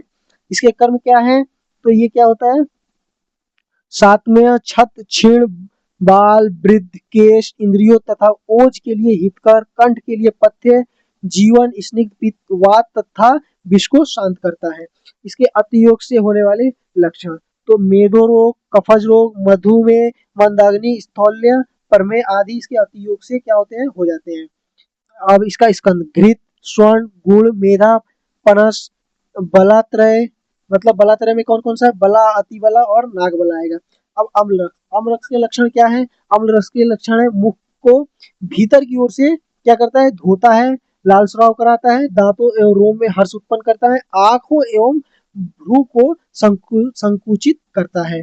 इसका कर्म क्या है, ये अग्निदीपक होता है, स्निग्ध होता है, पाचन, रोचन, उष्णवीर्य, स्पर्शन में शीत, पीड़न, क्लेदन कारक एवं लघु होता है। अतिसेवन से होने वाले लक्षण क्या, अतिसेवन से होने वाले क्या है, स्थौल्य होता है, शैथिल्य, अतिसेवन से क्या हो जाता है, शैथिल्य, तिमिर, कंडू, पांडु रोग, विसर्प, शोक, तृष्णा तथा ज्वर नाशक आदि रोग उत्पन्न हो जाते हैं। इस स्कंद क्या है, तो धात्री फल यानी आंवला, अम्लिकी, अम्लवेतस, दाड़िम, रजत तक, दधि, आम्र आदि क्या है, स्कंद है। लवण रस के लक्षण क्या है, मुख में स्राव उत्पन्न करता है, कंठ में विदा उत्पन्न करता है। इसका कर्म क्या है, स्तमन, संघात तथा बंध का नाशक करता है, अग्निदीपक होता है, स्नेहन, स्वेदन, तीक्ष्ण, शोषण और छेदन तथा भेदन का कार्य करता है, छेदन तथा भेदन का भी कार्य करता है। इसके अतिसेवन से होने वाले रोग क्या है, वातरक, पलित, बलि, त्रिषा, कुष्ठ, विषर्प तथा विषर्प उत्पन्न करता है। इसका क्या है, सेंधो लवण, कृष्ण लवण, वीड लवण, सामुद्र लवण आदि। कटु रस क्या है, जीवा की नोक को उत्तेजित करता है, कंठ एवं कपोल में चिमचिमाहट पैदा करता है, नासिका एवं मुख से स्राव उत्पन्न करता है। इसके गुण क्या है, गल रोग, उदर रोग, कुष्ठ, अल्सर, शोफ रोग शांत करता है, स्नेह, मेद, शोषक, दीपन, पाचन, रुचिकर एवं शोधन करता है, संधि बंध का स्थौल्य करने वाला, कफनाशक आदि होता है। इसके अतिमात्रा से होने वाले रोग क्या है, तृष्णा, शुक्र तथा बल का क्षय, मूर्छा, अंकुचन, कटी व पृष्ठ आदि पीड़ा आदि में पीड़ा करता है। अब हम करेंगे क्या, स्कंद, इसका स्कंद पढ़ना भी नहीं कोई बात नहीं, हींग, काली मिर्च, कृमि मिर्च आदि। तिक्त, तिक्त क्या करता है, मुख को विशद यानी निर्मल करता है, जीवा के अन्य रस ग्रहणशील को नष्ट करता है, कर्म क्या है, स्वयं अरुचिकर होता है, कृमि, त्रिषा, विष, कुष्ठ, मूर्छा, ज्वर, दाह, पित्त एवं कफ को नष्ट करता है, क्लेद, मेद, देवसा, मज्जा आदि मुद को सुखाता है। इसके बाद मात्रा धातु क्षय हो जाता है, वात व्याधि को उत्पन्न करता है। स्कंद क्या है, इसका पटोल, प्राणी, चंदन, नीम, कटुका, कगर, मुर्गा आदि। कषाय क्या है, जीवा को निष्क्रिय कर देता है, गले के मार्ग में रुकावट पैदा करता है। कर्म क्या है, इसका पित्त तथा कफ को नष्ट करता है, रक्त दुष्टिहर है, पीड़न करता है, व्रण रोपण करता है, शीत, वीर्य, क्लेद तथा मेद धातु को सुखाता है। स्कंद क्या है, पथ्य, हरित की, अक्ष, खदीर, मधु, कदम्बर, उदम्बर आदि। द्रव्य, द्रव्य और उसके कर्म, तो पुराना साली, यौ, गेहूं, मूंग, मधु एवं जांगम, पशु पक्षी, आम्लकी एवं डांडी सेंध। तो इसके इन सब के कार्य क्या है, पुराना शाली, यौ, गेहूं, मूंग, मधु एवं जांगम पशु का कर्म क्या है, मधुर रस होते हुए भी कफ उत्पादक हो, वो कफ को उत्पादक नहीं करता है। आम्लकी और दाढ़ी, अम्ल रस होते हुए भी पित्त कारक नहीं होता है। सेंधव, लवण होते हुए भी चक्षुष्य, गुड़ूची, पटोल, शुंठी, पिपली तथा लहसुन तिक्त एवं कटु रस होते हुए भी वात कारक होता है। रसों के संतान तथा इससे बस एमसीक्यू आ जाएगा कि कितने होते हैं, तो 63 भेद, रसों के संतान योग तथा 63 भेद होते हैं, इससे एमसीक्यू आ जाएगा, तो इसको उतना वो नहीं पढ़ेंगे।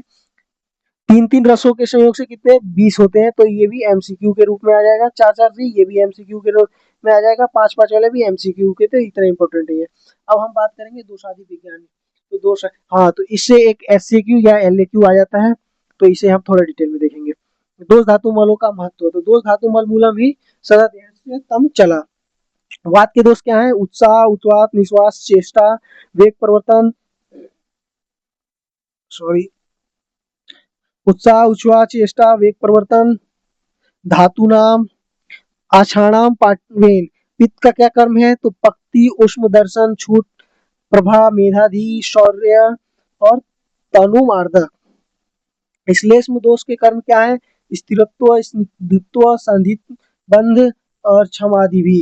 धातु कर्म, तो श्लोक आपने याद किया होगा, एक पीर्णम, जीवनम, लेप, स्नेह धारण, गर्भ उत्पाद, पूर्णम गर्भ उत्पाद। तो रस का कर्म क्या है? प्रीणन, रक्त का जीवन, मांस का लेप, मेद का स्नेह, अस्थि का धारण, मज्जा का पूरण और शुक्र का क्या है? गर्भ उत्पाद। मल कर पुरुष का क्या है? औष्टम्भ। मूत्र का क्या है कर्म? क्लेद वाहनम। और श्वेत का क्या है? क्लेद विधृति। दोष धातु मल में क्षय वृद्धि। तो वात दोष का अगर क्षय लक्षण क्या है? तो अंगों में जड़ता, गति में मंदता, शरीर में भारीपन, वाणी में दुर्बलता, स्पर्श ज्ञान में कमी, मनोबल में कमी। तो इसकी वृद्धि शरीर में कंपन, वेदना, अनियमित गति, शुष्कता, अनिद्रा, चंचलता। तो ये जरूर याद कर लीजिएगा, 10 मार्क्स में आ जाता है ये एक बार।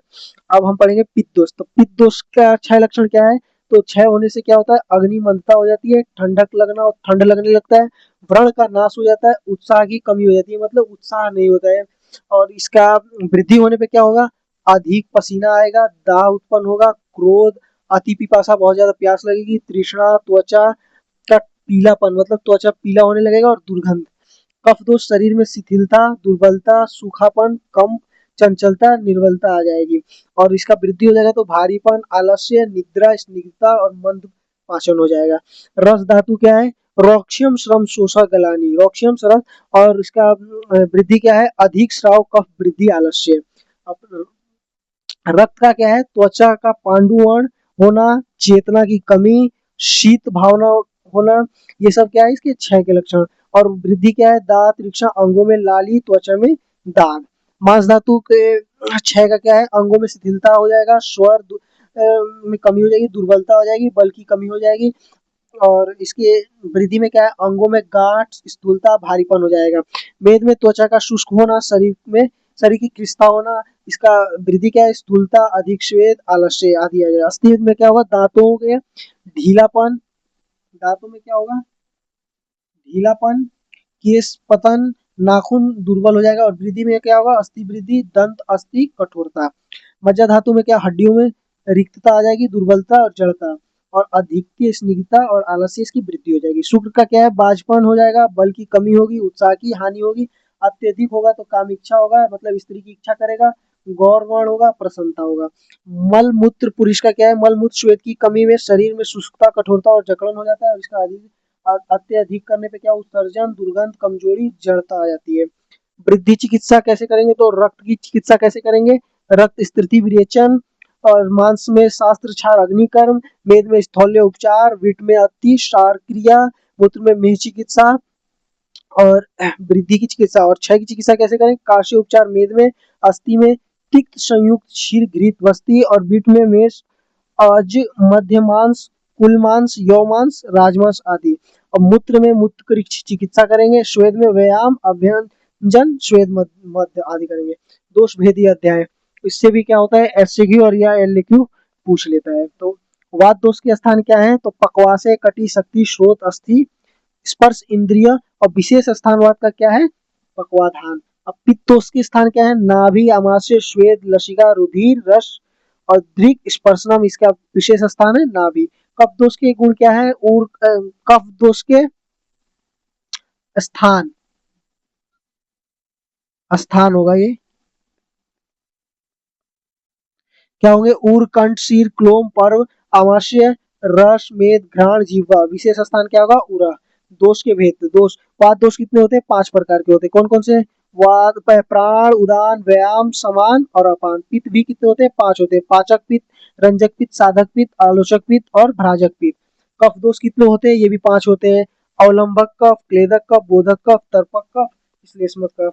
अब वात के स्थान एवं कर्म, वात के स्थान एवं कर्म। तो वात के स्थान एवं कर्म क्या है, तो प्राणवायु का स्थान क्या है, मूर्धा, ऊर, कंठ, जिह्वा, अस्थि, नासिका, हृदय। और इसका कर्म क्या है, कर्म क्या है, मन और इंद्रियों का नियमन, श्वास, उद्गार, श्वसन, छौती, उत्साह और आयु का अनुवर्तन करना। उदान वायु का स्थान नाभि, ऊर, कंठ, नसिका है। इसका कर्म क्या है, ऊर्जा, बल, वाक, प्रकृति, प्रयत्न, कर्म आदि इसका कर्म है। समान वायु का क्या है, श्वेत व दोष व अम्बु व मल मलना, शुक्र व स्त्रोतस, आमाशय, पक्वाशय आदि इसका स्थान है। कर्म क्या है, अन्न का पाचन, स्त्रोतो अवलंबन, अन्न का धारण, कीट का अधोनयन।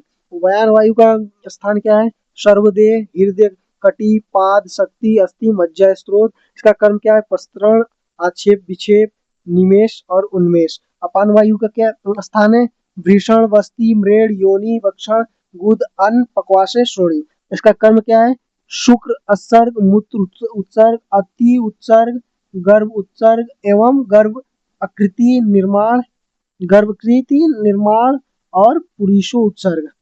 अब पित्त के स्थान व कर्म, तो पित्त के प्राकृतिक के गुण क्या है, सस्नेह, उष्ण, तीक्ष्ण, द्रव, शर, अवलंबक, कटु, शुक्ल, अरुण, रहित, आम, आम, अग्नि, आम, गंधी, नील, पीत, लघु। पाचक पित्त क्या है, स्थान क्या है, पक्वाशय, अमाशय के मध्य। कर्म क्या है, अन्नपान का पाचन, पाचन एवं क्षुधा, ओज, रुचि, आदान, तृष्णा, अग्नि, दीप्त। रंजक पित्त का स्थान क्या है, यकृत, प्लीहा और अमाशय। इसका कर्म क्या है, रसंजन, राग, ओज आदि इसका, ओज को बढ़ाना है आदि इसका काम है। साधक पित्त क्या स्थान, हृदय है। कर्म क्या है, मेध जनन, शौर्य, ओज, तेज, आदान, अभिलाषा इसका क्या है, कर्म है। आलोचक पित्त का क्या है स्थान, दृष्टि। और कर्म क्या है, रूप का ग्रहण करना। राजक पित्त का स्थान क्या है, त्वचा। कर्म क्या है, छाया, प्रकाशन, प्रभा आदि।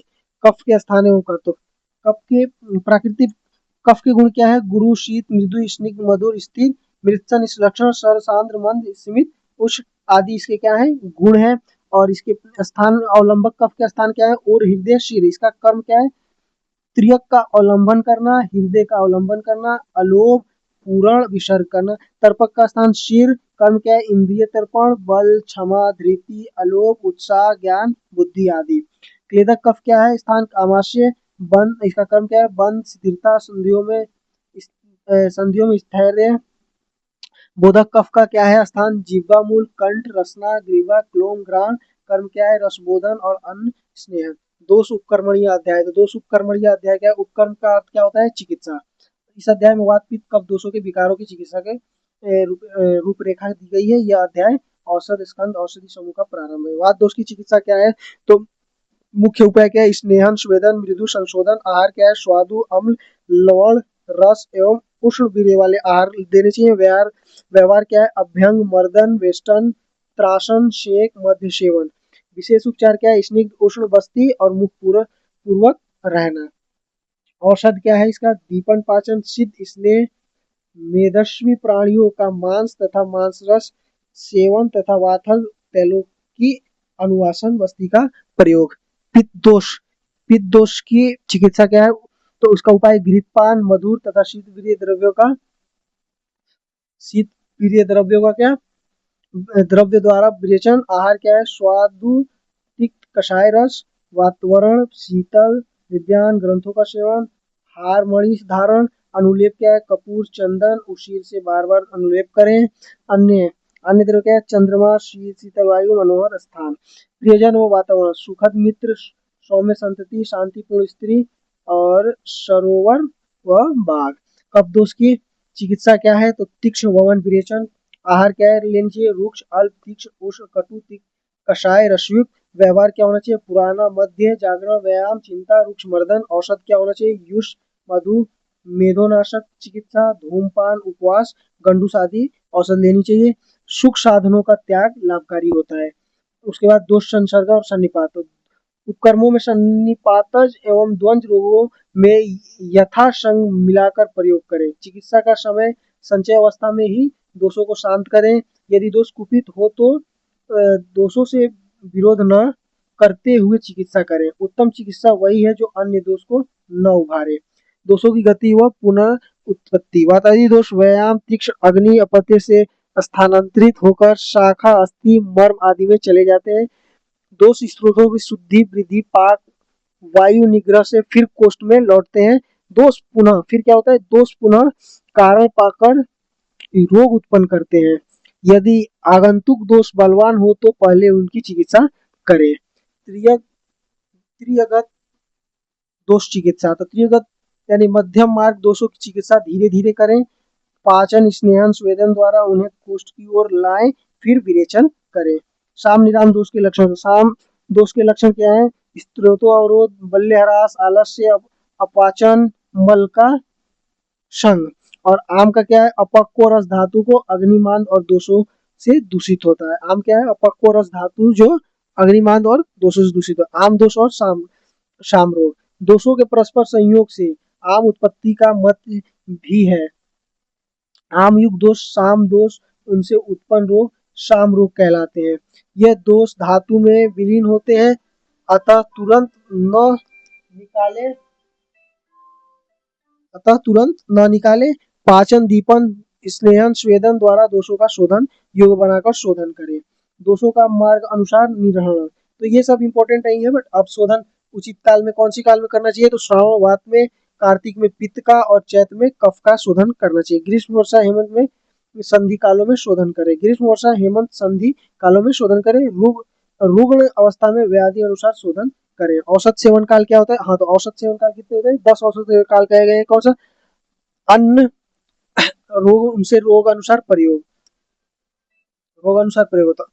और केवल औषध यानी कौन से में, कफ, अन्न आदि यानी औषध के बाद भोजन, अपान दोष, मध्य भोजन के बीच यानी समान, अंत भोजन के बाद व्यान उदान, कौल अंतरे दो ग्रासों के बीच प्राण, ग्रासे ग्रासे हर ग्रास के साथ, मुहुर मुहुर यानी बार बार, सनन मतलब भोजन में मिलाकर, समुद्र मतलब भोजन में ढककर, निशी मतलब। तो अब हम बात करेंगे द्विविध उपकरणीय अध्याय, तो इससे भी एक एससीक्यू आता है, या कभी कभी लॉन्ग में भी पूछ लेता है, एलएक्यू भी पूछ लेता है। द्विविध उपकरणीय, तो द्विविध उपकर्म की मतलब क्या होता है, चिकित्सा। तो द्विविध में एक संतर्पण एक अवतर्पण। तो संतर्पण का ब्रीहण तथा अवतर्पण का पर्याय क्या है, लंघन है। अवतर्पण का क्या है, लंघन है, और सप्तर्पण का क्या है, ब्रीहण है। अब जो कर्म शरीर को स्थूल करे वो क्या कहलाता है, ब्रीहण कहलाता है। और इसमें कौन से महाभूत होते हैं, भौम और आपेय। जो कर्म शरीर को लघु यानी कृष बनाए वो क्या होता है, लंघन होता है। इसमें कौन कौन से महाभूत होते हैं, अग्नि, वायु और नाभस। सभी प्राणी अग्नि और सौम्य होने से दो प्रकार के होते हैं, इसलिए इसलिए स्वेदन स्तंभन सौम्य होने से ब्रीहण वर्ग में तथा रुक्षण स्वेदन आग्नेय होने से लंघन वर्ग में आ जाते हैं। कौन कौन से, रुक्षण स्वेदन आग्नेय होने से कौन से आ जाते हैं, लंघन में आ जाते हैं, और स्वेदन स्तंभन और सौम्य होने से किसमें आ जाते हैं, ब्रीहण वर्ग में आ जाते हैं। अब द्विविध उपकर्म में, तो संतर्पण में कौन कौन से पार्थिव और आपे प्रदान होते हैं, और अवतर्पण में आग्नेय होते हैं। इसमें क्या है, ब्रीहण, स्वेदन, स्तंभन, और इसमें क्या क्या है, रुक्षण स्वेदन और सौम्य। अब लंघन की चिकित्सा के दो भेद, लंघन चिकित्सा दो प्रकार की होती है, कौन सी, शोधन और शमन। तो शोधन क्या होता है, जो औषधि शरीर के भीतर स्थित वातादि दोषों को बाहर निकालती है वो क्या होती है, शोधन होती है। ये पांच प्रकार की होती है, कितनी प्रकार की होती है, पांच प्रकार की, निरोबस्ती, वमन, कायिक विरेचक, शिरोविरेचक और रक्त मोक्षण। अब शमन की बात करें, जो औषधि वातादि दोषों को बाहर नहीं निकालती है, समान दोषों को न उत्क्लेशित करती है और न ही अपने स्थान से हटाती है, तथा विषम स्थित दोषों को सम अवस्था में संपादित करती है, वो शमन औषधि कहलाती है। इसके भेद कितने होते हैं, सात, पाचन, दीपन, छूत, त्रिट, व्यायाम, आतप, मारूत। इस प्रकार लंघन के दो भेद तथा 12 भेद भी होते हैं। अब लंघन कितने, शोधन एवं शमन दो प्रकार के, तो इसके भेद क्या है, तो ये आप चार्ट पेपर बना लेंगे तो, और एग्जामिनर को मतलब अपनी तरफ लोभित कर सकते हैं। ये चार्ट पेपर बना के, वमन, विरेचन, निरुबस्ती, नश्य, रक्तमोक्षण और समन के सात भेद कौन से हैं, पाचन, दीपन, छूत, त्रिट, व्यायाम, आतप और मारुत। अब ब्रीहण योग्य रोग एवं रोगी, तो व्याधि से कर्षित, औधसी से कर्षित, मद्यपान से कृष, मैथुन से कर्षित, शोक से भार उठाने रास्ता चलने वाले, उर्छत, रुक्ष एवं दुर्बल शरीर, वातिक प्रकृति, गर्भिणी, सूतिका, बाल, वृद्ध, ये सब क्या होते हैं, ब्रीहण योग्य रोग रोगी होते हैं। इनकी चिकित्सा कैसे होती है, तो मांस, दूध, शर्करा, घृत, मधुर, स्निग्ध वस्ती, निद्रा, शय्यासुख, अभ्यंग, स्नान, निवृत्त, हर्षण आदि ब्रीहण चिकित्सा होती है। इसकी चिकित्सा कैसी होती है, कैसे लंघन योग्य रोग रोगी कौन से हैं? तो प्रमेही, आमदोष, अतिविषण, ज्वर रोगी, उरुस्तम, कुष्ठ निसर्ग, प्लीहा रोगी, शिरो रोगी, कंठ रोगी, नेत्र रोगी, अति स्थूल में नित्य लंघन, शिशिर ऋतु में शिशिर ऋतु में अन्य लोगों को लंघन करना चाहिए। लंघन की चिकित्सा या उपाय क्या है? शरीर उत्तम बल में संशोधन द्वारा लंघन, शरीर मध्य बल में पाचन व्यायाम, वायु आतप सेवन, शरीर अल्प बल में क्या होता है? पिपाशा उपवास द्वारा लंघन। अब लंघन योग्य पुरुष को ग्रहण नहीं करना चाहिए, लेकिन ग्रहण के योग्य पुरुष को क्या करना? लंघन करा सकते हैं। लंघन योग्य श्रेष्ठ ऋतु कौन सा है? शिशिर ऋतु। और ग्रहण योग्य कौन सा है? ग्रीष्म ऋतु। लंघन तथा ग्रहण में के सम्यक लक्षण। ग्रहण बल तथा पुष्टि ग्रहण साध्य रोग का श्रेय है। और लंघन इंद्रिय निर्मलता, मल प्रवृत्ति, हल्कापन, भोजन में रुचि, भूख प्यास, साथ लगना, हृदय उद्गार, कंठ शुद्धि, व्याधि में मृदुता, उत्साह, तंद्रा नाश। अब ग्रहण एवं लंघन का अति योग। तो अति मात्रा में ग्रहण का सेवन करने से अति स्थौल्य तथा अधिक मात्रा में लंघन का सेवन करने से अति कृष्ण आदि उत्पन्न हो जाते हैं। अति शौल्य तथा अति कृष्ण के लक्षणों से ग्रहण एवं लंघन के अति योग का लक्षण जानना चाहिए। अति ग्रहण जन्य रोग, अति स्थूलता, अपची, प्रमेह, ज्वर, उदर रोग, भगंदर, काश, न्यास आदि। अति स्थौल्य इसकी चिकित्सा क्या है? इसकी चिकित्सा क्या है? तो मेद धातु, वात दोष तथा कफ दोष नाशक, आहार विहार तथा औषध का प्रयोग करना चाहिए। अधिलंघन जन्य दोष कौन से? अतिकृष्टता, भ्रम, काश, तीक्ष्णा, अरुचि, स्नेह, अग्नि, निद्रा, दुष्टि, श्रोत शक्ति, शुक्र, ओज, भूख तथा स्वर क्षय। बस्ती, हृदय, शील, जंघा, उरुत्रिक तथा पार्श्व प्रदेश में वेदना, ज्वर, प्रलाप, वायु अपर जानना, गलानी, वमन, पार्श्व संधि तथा अस्थियों में भेदन के समान वेदना। पुरुष एवं मूत्र का अवरेध। चिकित्सा इसकी क्या है? कृष्ण पुरुष में पान, अंत, भेषज, साली, षष्ठी, मांस, इच्छुरस, जीवनी एवं ग्रहण द्रव्य का सेवन करना चाहिए। अति कृष्णा की चिकित्सा क्या है? अचिंता, हर्षण, संतर्पण जन्य अनुपात सेवन, अति निद्रा। मांस के समान अन्य कोई पदार्थ देह को मोटा करने वाला नहीं होता, विशेषकर मांसाहारी प्राणियों के मांस। काश्य स्थूल्यों में श्रेष्ठ। काश्य और स्थूल्य में श्रेष्ठ क्या है? अति स्थूलता से क्रिस्ता ही श्रेष्ठ है, अति स्थूलता से, क्योंकि स्थूलता की कोई चिकित्सा नहीं होती है। इनके लिए ग्रहण पर्याप्त है और न ही लंघन। इनके लिए ना ग्रहण प्राप्त है और न ही लंघन। यदि ग्रहण दिया जाता है तो अग्नि तथा वायु शांत होती है, किंतु मेद धातु बढ़ जाती है। लंघन करने पर मेद धातु का क्षय होता है, किंतु अग्नि तथा वायु बढ़ जाती है। इसलिए अति स्थौल्य दुष्चिकित्सय होने से कार्य ही श्रेष्ठ है। क्रिस्ता मधुर एवं स्निग्ध अन्नपान के पर्याप्त सेवन से तथा सुखपूर्वक रहने से नष्ट होती है। स्थूलता को क्रिस्ता विपरीत उपक्रम तथा व्यायाम एवं चिंता आदि से नष्ट किया जाता है। स्थूल की चिकित्सा क्या है? कर्षण, गुरु, अवतर्पण। और क्रिस्ता की क्या है? अति स्थूलता की क्या है चिकित्सा? कर्षण, गुरु, अवतर्पण। क्रिस्ता की चिकित्सा क्या है? बृहण और लघु संतर्पण। कृष्ण और स्थूल दोनों के लिए यह गोधूम पथ्य है। यहाँ पे हमारा समाप्त हुआ कि 15 चैप्टर से कुछ आता नहीं है, तो उसको मैंने इसमें मेंशन नहीं किया है। अब हमने अष्टांग हृदय कंप्लीट किया। अब हम बात करेंगे चरक संहिता का। तो चरक दीर्घजीवितम अध्याय में सबसे पहले क्या? आयुर्वेद का अवतरण। तो सबसे पहले ब्रह्मा जी ने क्या किया? दक्ष प्रजापति को दिया, दक्ष प्रजापति ने अश्विनों को दिया, अश्विनों ने इंद्र को, इंद्र ने क्या दिया? भारद्वाज को, भारद्वाज जी ने क्या किया? अपने पुनर्वसु आत्रेय को दिया, और पुनर्वसु आत्रेय ने अपने 6 शिष्यों को दिया। ये हमने अभी अष्टांग में भी पढ़ा, तो आप इस दोनों में से कोई सा भी याद कर सकते हैं। तो अब महर्षियों के एकत्र होने का कारण। तो महर्षियों के एकत्र, प्राचीन काल में ऋषिगण दीर्घायु की कामना करते थे, ताकि वे धार्मिक अनुष्ठान, ब्रह्मचर्य, पवित्र अध्ययन, उपाय, यम और नियम आदि आध्यात्मिक क्रियाएं कर सके। ऋषिगण लोगों को दूर करके उनकी सहायता भी करना चाहिए चाहते थे।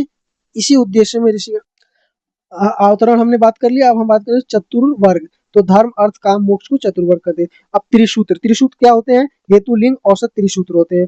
हेतु कौन से होते हैं? सन्निकृष्ट, विपकृष्ट, व्यभिचारी, प्रधान। सन्निकृष्ट क्या?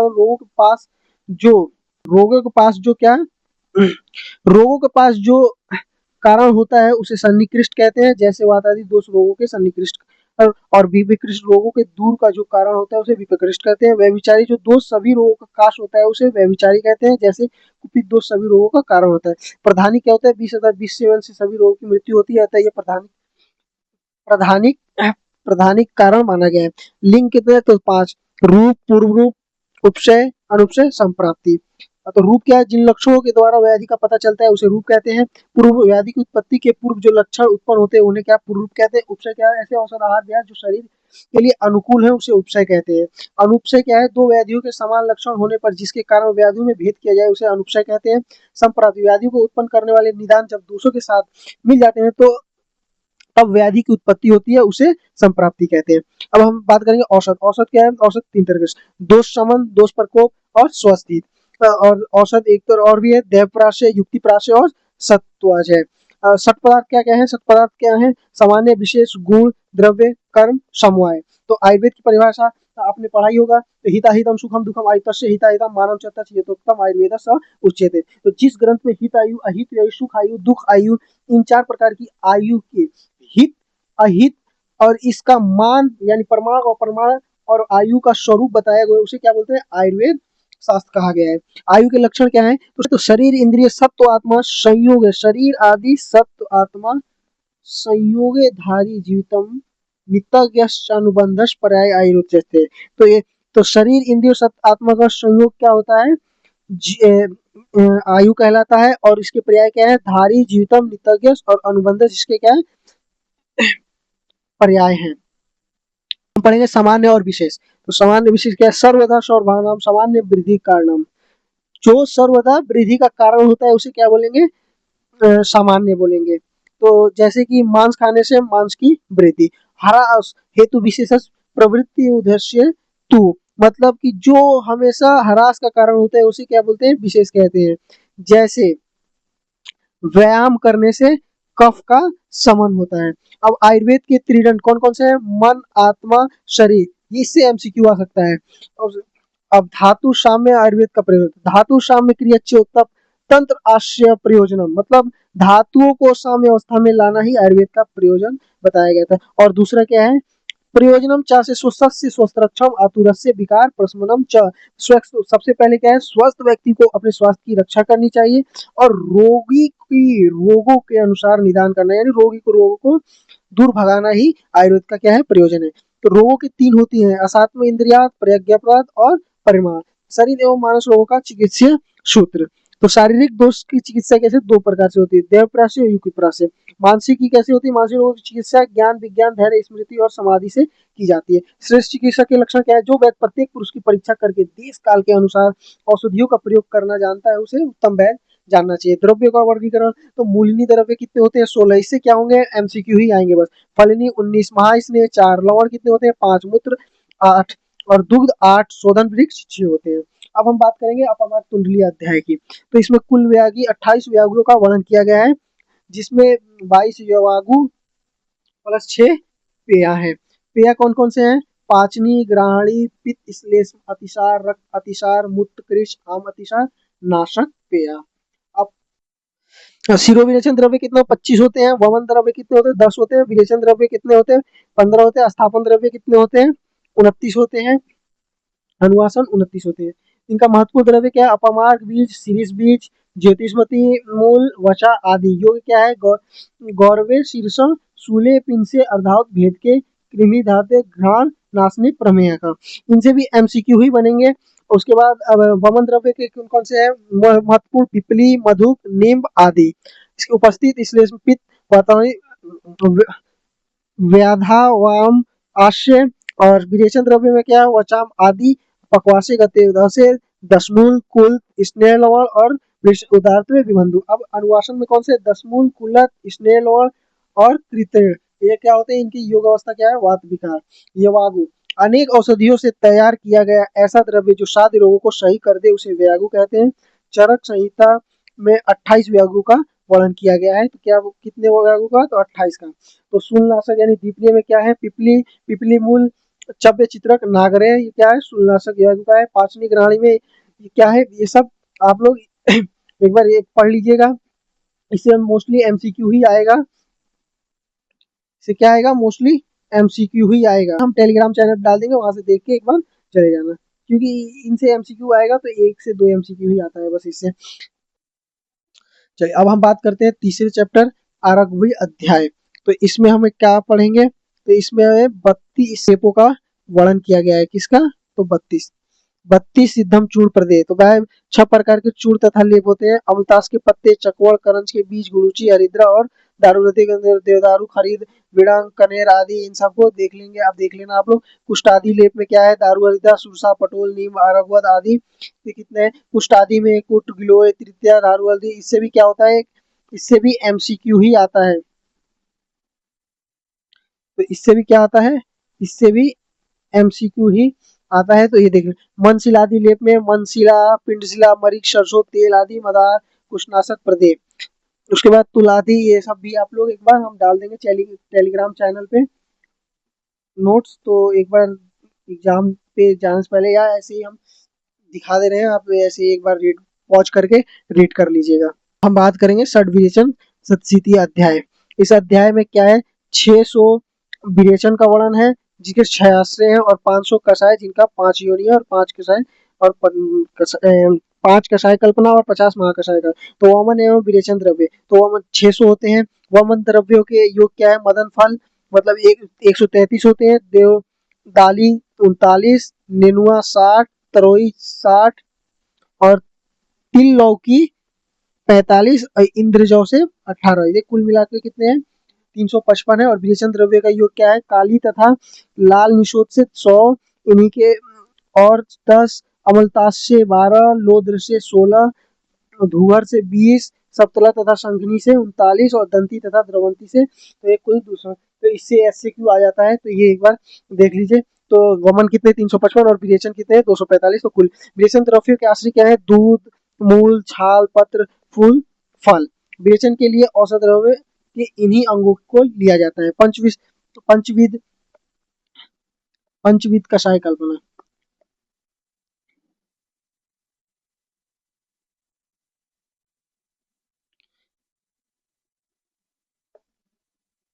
अब हम देखेंगे पंचविध कषाय कल्पना। तो कौन कौन से? स्वरस, कल्प, क्वाथ, हिम, फांड। स्वरस किसे कहते हैं? किसी भी द्रव को यंत्र में निचोड़ को जो रस निकाला जाता है उसे स्वरस कहते हैं। कल गीले द्रव्य को पीसकर जो पिंड बनाया जाता है उसे क्या बोलते हैं? कल्प कहते हैं। और क्वाथ क्या है? किसी द्रव्य को जल के साथ अग्नि पर उबाल कर और फिर छान कर जो पदार्थ प्राप्त होता है उसे क्वाथ कहते हैं। हिम की, तो कटे हुए द्रव्य को शीतल जल में रात भर रख दें, सुबह उसे हाथ से मसल कर छान लें, जो पदार्थ प्राप्त होता है उसे शीत कषाय कहते हैं।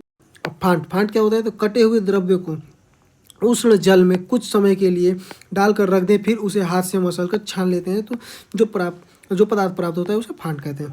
5 कषाय योनि तथा 500 कषाय। तो 50 महाकषाय जिसे प्रत्येक से 10-10 कषाय होते हैं, अर्थात 50 महाकषाय इंटू 10 तो कितने होते हैं? 50। उदाहरण जीवनीय महाकषाय, जीवक, ऋष्भक, ये इंपॉर्टेंट है, ये देख लीजिए आप। ऋष्भक, मेधा, महामेधा, काकोली, क्षीर काकोली, मुग्धपर्णी, मांसपर्णी, जीवंती, मुलेठी। ये भी एक बार देख लीजिएगा।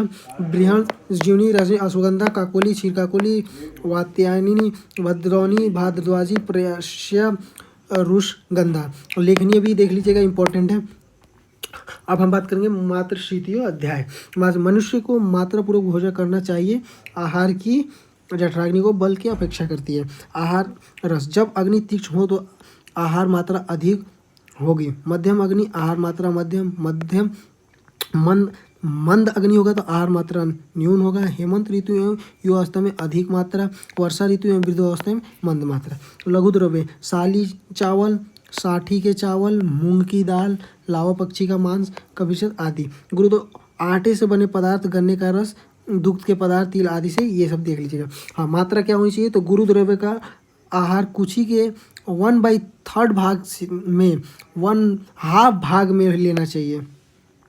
लघु द्रव्य का आहार कुची के पूर्ण रूप से नहीं भरना चाहिए। मात्रा के अनुसार हुआ आहार प्रकृति को हानि न पहुंचाकर भोजन करने वालों को निश्चय ही बलवान सुख आयु से संपन्न बनाता है। गुरु द्रव्य का निषेध, सूखा मांस, सूखा शाक, कमलपंत, कमल नाल की निश्चय सेवन नहीं करना चाहिए। दुबले पतले पशु का मांस कभी नहीं खाना चाहिए। मछली, दही, उड़द, जौ इनका नहीं, तो ये देख लीजिएगा एक बार नोट्स। निरंतर सेवनीय आहार, तो साठी चावल, साली धान, मूंग, सेंधा नमक, जौ का आटा, आकाश का जल, दुग्ध, मधु, मांस आदि। आहार के संगठन, जिन पदार्थों से शरीर बना है वह भी आहार के मुख्य उत्पादन होते हैं, इसलिए आहार भी पंचवात्मक होता है, जैसे प्रोविजन, स्नेह, प्रांगोदीय, खनिज जल। स्वस्थ वृत्त वर्णन, अंजन नेत्र में शलाका आदि के द्वारा औषधि द्रव्यों का प्रयोग करना अंजन कहलाता है। नेत्र के लिए हितकारी संयोजन का प्रयोग करना चाहिए। 5वें या 8वें दिन में संयोजन का प्रयोग करना चाहिए। नेत्र तेज स्वरूप उसे विशेषकर कफदोष भय रहता है, इसलिए कफनाशक का नेत्र दृष्टि को निर्मल बनाने में हितकर होता है। नेत्रों में कफनाशक तीक्ष्ण अंजनों का प्रयोग दिन में नहीं करना चाहिए, क्योंकि विरेचन से हुई दृष्टि सूर्य का प्रकाश लगने में कष्ट का अनुभव करता है। सौरंजन, रसांजन, स्त्रोतांजन, पुष्पांजन, नीलांजन। धूमपान, धूमबत्ती का निर्माण तथा प्रयोग विधि। तो सुगंधित द्रव्य केसर, चंदन, तेजपत्ता, दालचीनी आदि जो भी है उनका 8 अंगुल सरकंडे पर लपेटकर जौ के आकार की अंगूठे के समान मोटी तथा 8 अंगुल लंबी वर्ती बनाकर छाया में सुखाकर सरकंडी को निकाल दें तथा घृत तेल आदि में भिगोकर धूमनेत्र में रखकर प्रायोगिक धूमपान सेवन करें। प्रायोगिक धूमपान 2 बार, स्नानिक 1 बार और शिरोवेचनी 3 बार करना चाहिए। प्रायोगिक धूमपान के 8 कारण, स्नान के बाद, भोजन के बाद, वर्म के बाद, छींक के बाद, दातुन के बाद। तो ये इंपॉर्टेंट है, 5 मार्क्स में पूछ लेता है। नस्य के बाद, अंजन के बाद और निद्रा से उठने के बाद। धूमपान से लाभ क्या है? धूमपान करने से सिर का भारीपन, सिर शूल, पीनस, नेत्र का शूल, नाक कान आदि का रोग नष्ट हो जाता है। धूमपान निषेध किसे है? तो बस्ती लेने पर, मुख रक्तपित्त रोगी, विष से पीड़ित, शुक्र और गर्भिणी स्त्री में धूमपान न करे। जो थका हुआ हो, नशा में हो, उन सबको पित्त प्रकोप हो एवं रात्रि जागरण किया हो, उसे धूमपान नहीं करना चाहिए। धूम नेत्र का परिणाम क्या होता है? प्रायोगिक का 36 अंगुल, स्नेहनिक का 32, विरेचनिक का 24 अंगुल होता है। अब नश्य, पुरुष को जल, आकाश, मेघाच्छन्न न हो, प्रतिवर्ष आषाढ़, सावन, शरद और वसंत ऋतुओं में 3 बार अणु तेल का नश्य लेना चाहिए। इससे लाभ क्या होता है? तो नासिका और कान की शक्ति नष्ट नहीं होती। सिरशूल, हनुस्तंभ, अर्दित, पीनस और सिरकंप रोग शांत हो जाते हैं। नशे के रूप में अणु तेल के प्रयोग से सिर, कपाल की शिराएं, संधि और स्नायु और कंडराएं प्रपुष्ट होकर और अधिक हो जाती है। नशे देने की 5 विधियां होती है: नावल, अवपीड़न, ध्यान, धूम और प्रतिमर्श। दातुन का अग्रभाग मृदु होना चाहिए, 12 अंगुल लंबा होना चाहिए, दातुन कनिष्ठ अंगुलों के समान होना चाहिए, मधुर, कटु, तिक्त, कषाय रसयुक्त होना चाहिए। कमल या गंडूस, तो कमल संचारी में पदार्थ कल 1 तोला मुख में इतना भरा जाना चाहिए जिससे उसे घुमा सके। कंडूस क्या होता है? आधा तोला मुख में इतना द्रव्य भरा जाए जिसे घुमा सके। कमल क्या है? कमल क्या है? कमल संचारी पदार्थ कल 1 तोला मुख में इतना द्रव्य भरा जाए जिसे घुमाया ना जा सके, वो कमल है। गंडूस क्या है? कि पदार्थ आधा तोला यानी मुख में इतना द्रव्य भरा जाए जो घुमाया जा सके, उसे गंडूस कहते हैं। कमल गंडूस के भेद तो स्नेहन वात शांत करता है, प्रसादन पित्त शांत करता है, सो कफ शांत करता है, रोपण रक्तपित्त शांत करता है। तस्य शीत अध्याय तो हमने चाहे यहाँ पढ़ लीजिए चाहे अष्टांग में, दोनों से कोई एक पढ़ लीजिए, पूछ लेगा। इससे एक LAQ आता ही आता है। तो 6 ऋतु होते हैं: शिशिर, वसंत, ग्रीष्म, वर्षा, शरद, हेमंत। तो एकदम सेम ही है, तो आपने वहाँ भी आपको पढ़ाई दिया है तो वहाँ देख लीजिएगा, क्योंकि अब एक ही चीज़ बार बार देखना ठीक नहीं है, तो वहाँ पे एक बार ये देख लीजिएगा आप लोग। सेम यहाँ का वहाँ पे है, वहाँ का यहाँ पे। अब नवएकांत धारणी अभी हमने वहाँ पढ़ लिया था, इससे भी एक LAQ ही आता है। तो इसमें नवएकांत धारणी में क्या है? तो वाट, बीत, मूत्र, छौ, त्रिट, क्षुधा, निद्रा, काश, श्रम, श्वास, जृंभा, अश्रु, छर्दी, रेतस। ये 13 आधारणीय वेग हैं जिन्हें कभी रोकना नहीं चाहिए, क्योंकि इनको रोकने से शरीर में निम्न रोगों की उत्पत्ति होती है। तो अपान वायु को रोकने से क्या होता है? गुल्म, उर्दावत, क्लोम, मूत्र अवरोध, हृदय रोग उत्पन्न होते हैं। इसका चिकित्सा कैसे? स्वेदन, स्नेहन, बस्ती, गुरुद्वाती का प्रयोग, वातावरण औषध के अनपान से। पुरुष वेग रोकने से क्या होता है? सिर में शूल, आद्यमान, पिंड को द्वेषदर्शन, मल का रुक जाना आदि लक्षण होते हैं। और इसकी चिकित्सा स्वेदन, अवगाहन, अभ्यंग, गुदा में वर्ती रखने से, बस्ती कर और परमार्था अन्नपान का सेवन करने से होते हैं। मूत्र वेग, बस्ती और लिंग शूल, मूत्र की शिर वेदना, वक्षण प्रदेश में आना, ऐसे लक्षण आते हैं। इसका स्वेदन, अभ्यंग, घी का अवपीड़न करना चाहिए। छींक या छौ मतलब मन्य, स्तंभ, शीर्षा, अर्दित, इंद्रियों में दुर्बलता आदि लक्षण उत्पन्न होते हैं। भोजन के बाद घृतपान, जठरू के ऊपरी भाग में वातनाशक तेलों का अभ्यंग करते हैं। उसके बाद प्यास या त्रिट, तो मुख का सूखना, अंगों में शिथिलता, चक्कर का आना आदि लक्षण क्या होते हैं? ये त्रिट के रोकने से होते हैं। इसमें शीतल स्थान और अन्नपान का सेवन करना चाहिए। क्षुधा क्या है? अंगों का टूटना, दुर्बल, वेदना, चक्कर का आना आदि लक्षण होते हैं। इसमें चिकित्सा क्या होता है? स्निग्ध उस भोजन करना। निद्रा से क्या होता है? निद्रा को रोकने से क्या होता है? मूर्छा, नेत्रों में भारीपन, आलस्य और जम्भाई आदि आने लगती है। इसकी चिकित्सा सोना चाहिए एवं हाथ पैर में दबाना चाहिए। काश का क्या? काश के वेग को रोकने से कौन से लक्षण आते हैं? श्वास, शोष, हृदय रोग। चिकित्सा, इसकी चिकित्सा के लिए काशनाशक औषधि का प्रयोग करना चाहिए। श्रम श्वास गुल्म, हृदय रोग, मूर्छा, ठीक है, इसकी चिकित्सा के लिए विश्राम और वातना करनी चाहिए। जिरम्बा का वेग रोकने से क्या होता है, छींक वेग रोकने से समान रोग उत्पन्न होते हैं। इसकी चिकित्सा किसी को वातनाशक कार्य करने चाहिए। अश्रु का क्या होता है, रोकने से सिर हृदय रोग उत्पन्न हो जाते हैं। और चिकित्सा इसकी क्या होती है, सोना, मद्यपान और प्रिय कथाएं सुननी चाहिए। अब छर्दी, छर्दी में क्या होता है, विसर्प रोग उत्पन्न होता है, नेत्र रोग, ज्वर, काश, श्वास आदि लक्षण होते हैं। इसकी चिकित्सा गंडूस और धूमपान आदि से करना चाहिए। रेतस, तो घृण तथा वृषण में शूल, अंगमर्द, हृदय में वेदना, मूत्र का रुक रुक कर आना। चिकित्सा क्या होता है, वासना के तेलों का अभ्यंग, अवगान और मदिरापान, साली चावल आदि करना चाहिए। अब हम बात करेंगे इंद्रिय उपकरण, इससे एक SAQ जरूर आता है। तो इसमें पंचपंचक बहुत इंपॉर्टेंट। तो पंचपंचक क्या है, पंच इंद्रिय स्रोत, स्पर्श, चक्षु, रसन, घ्राण। पंच इंद्रिय द्रव्य आकाश, वायु, अग्नि, जल, पृथ्वी। पंच इंद्रिय अधिष्ठान कर्ण, त्वचा, नेत्र, जिह्वा, नासा। पंच इंद्रिय अर्थ क्या है, शब्द, स्पर्श, रूप, रस, गंध। पंच इंद्रिय बुद्धि क्या है, श्रोत बुद्धि, स्पर्श बुद्धि, चक्षु बुद्धि, रसन बुद्धि और घ्राण बुद्धि। इन कारणों की सहायता से ज्ञान प्राप्त करने की अवधारणा को समझा गया है। मन के गुण, मन के गुण क्या है, मन अति इंद्रिय है, इसे इंद्रियों के द्वारा अनुभव नहीं किया जा सकता है। मन इंद्रियों को बुद्धि से जोड़ता है, इस सत्व को चेतस कहते हैं। मन को की क्रिया आत्मा के गुणों जैसे सुख, दुख आदि द्वारा निर्धारित होती है। मन सभी इंद्रियों की प्रेरक शक्ति के रूप में कार्य करता है। मन क्या करते हैं, सभी के इंद्रियों के प्रेरक शक्ति के रूप में कार्य करता है। मनसः एकत्वम, मन एक है, तो मन एक है, एक ही पुरुष में मन अनेक है ऐसा भ्रम होता है, क्योंकि मन कभी स्वार्थ, चिंते, विचारे, सुख दुख आदि के साथ, इंद्रियात, शब्द, स्पर्श, रूप के साथ, संकल्प, अनेक प्रकार की योजनाओं के साथ रहने से नाना प्रकार के तर्क वितर्क करने में लगा रहता है। इसी प्रकार कभी वो सत्वगुण के साथ, कभी रजोगुण के साथ और कभी तमोगुण के साथ होने के कारण विविध प्रकार की वह एक ही होता है। एक ही समय में अनेक विषयों में नहीं प्रवृत्त हो सकता, अतएव एक ही समय में सभी इंद्रियों की प्रवृत्ति नहीं होती है। ज्ञान ही की धारणा में मन की भूमिका, तो ज्ञान की धारणा इंद्रियों में अपने अपने विषयों का बोध तभी कर पाती है जब मन द्वारा बुद्धि से जुड़ी होती है। मन इंद्रियों और बुद्धियों के बीच में एक संपर्क बिंदु का काम करता है। तो अनेक, अब पंचभौतिक तत्वों का पांच इंद्रियों से संबंध, सभी इंद्रिय पांच भौतिक से बनी है। प्रत्येक इंद्रियों में एक एक महाभूत और का विशेष प्रभुत्व होता है। जैसे इंद्रिय घ्राण में, और घ्राण का अर्थ क्या है, गंध, और उसमें महाभूत कौन सी, पृथ्वी। रसना में कौन, रस, उसमें पृथ्वी महाभूत क्या होता है, जल। चक्षु में रूप और उसका महाभूत अग्नि। त्वचा में स्पर्श और उसका क्या होता है, महाभूत तो वायु। कर्ण में शब्द और उसका आकाश। इंद्रिय केवल उसी वस्तु का अनुभव कर सकती है जिसमें गुण प्रधान हो। इंद्रिय विकार, अत्यधिक उपयोग, उदार, एक ही वस्तु को लंबे समय तक देखना। अयोग, अनुपयोग, अंधेरे में बैठना, लंबे समय तक कुछ भी ना देखना। मिथ्या योग, संबंधित वस्तुओं का गलत उपयोग, इनसे मन सहित इंद्रिय दूषित हो जाते हैं। सद्वृत्त का वर्णन, अपना कल्याण चाहने वाले सभी मनुष्यों को सर्वदा अपनी स्मरण शक्ति को जागरूक रखते हुए सभी सद्वृत्तों का पालन करना चाहिए। सद्वृत्त गुरु, देवता, गौ, ब्रह्मा, वृद्ध, शुद्ध, आचार्य आदि का पूजा करना चाहिए।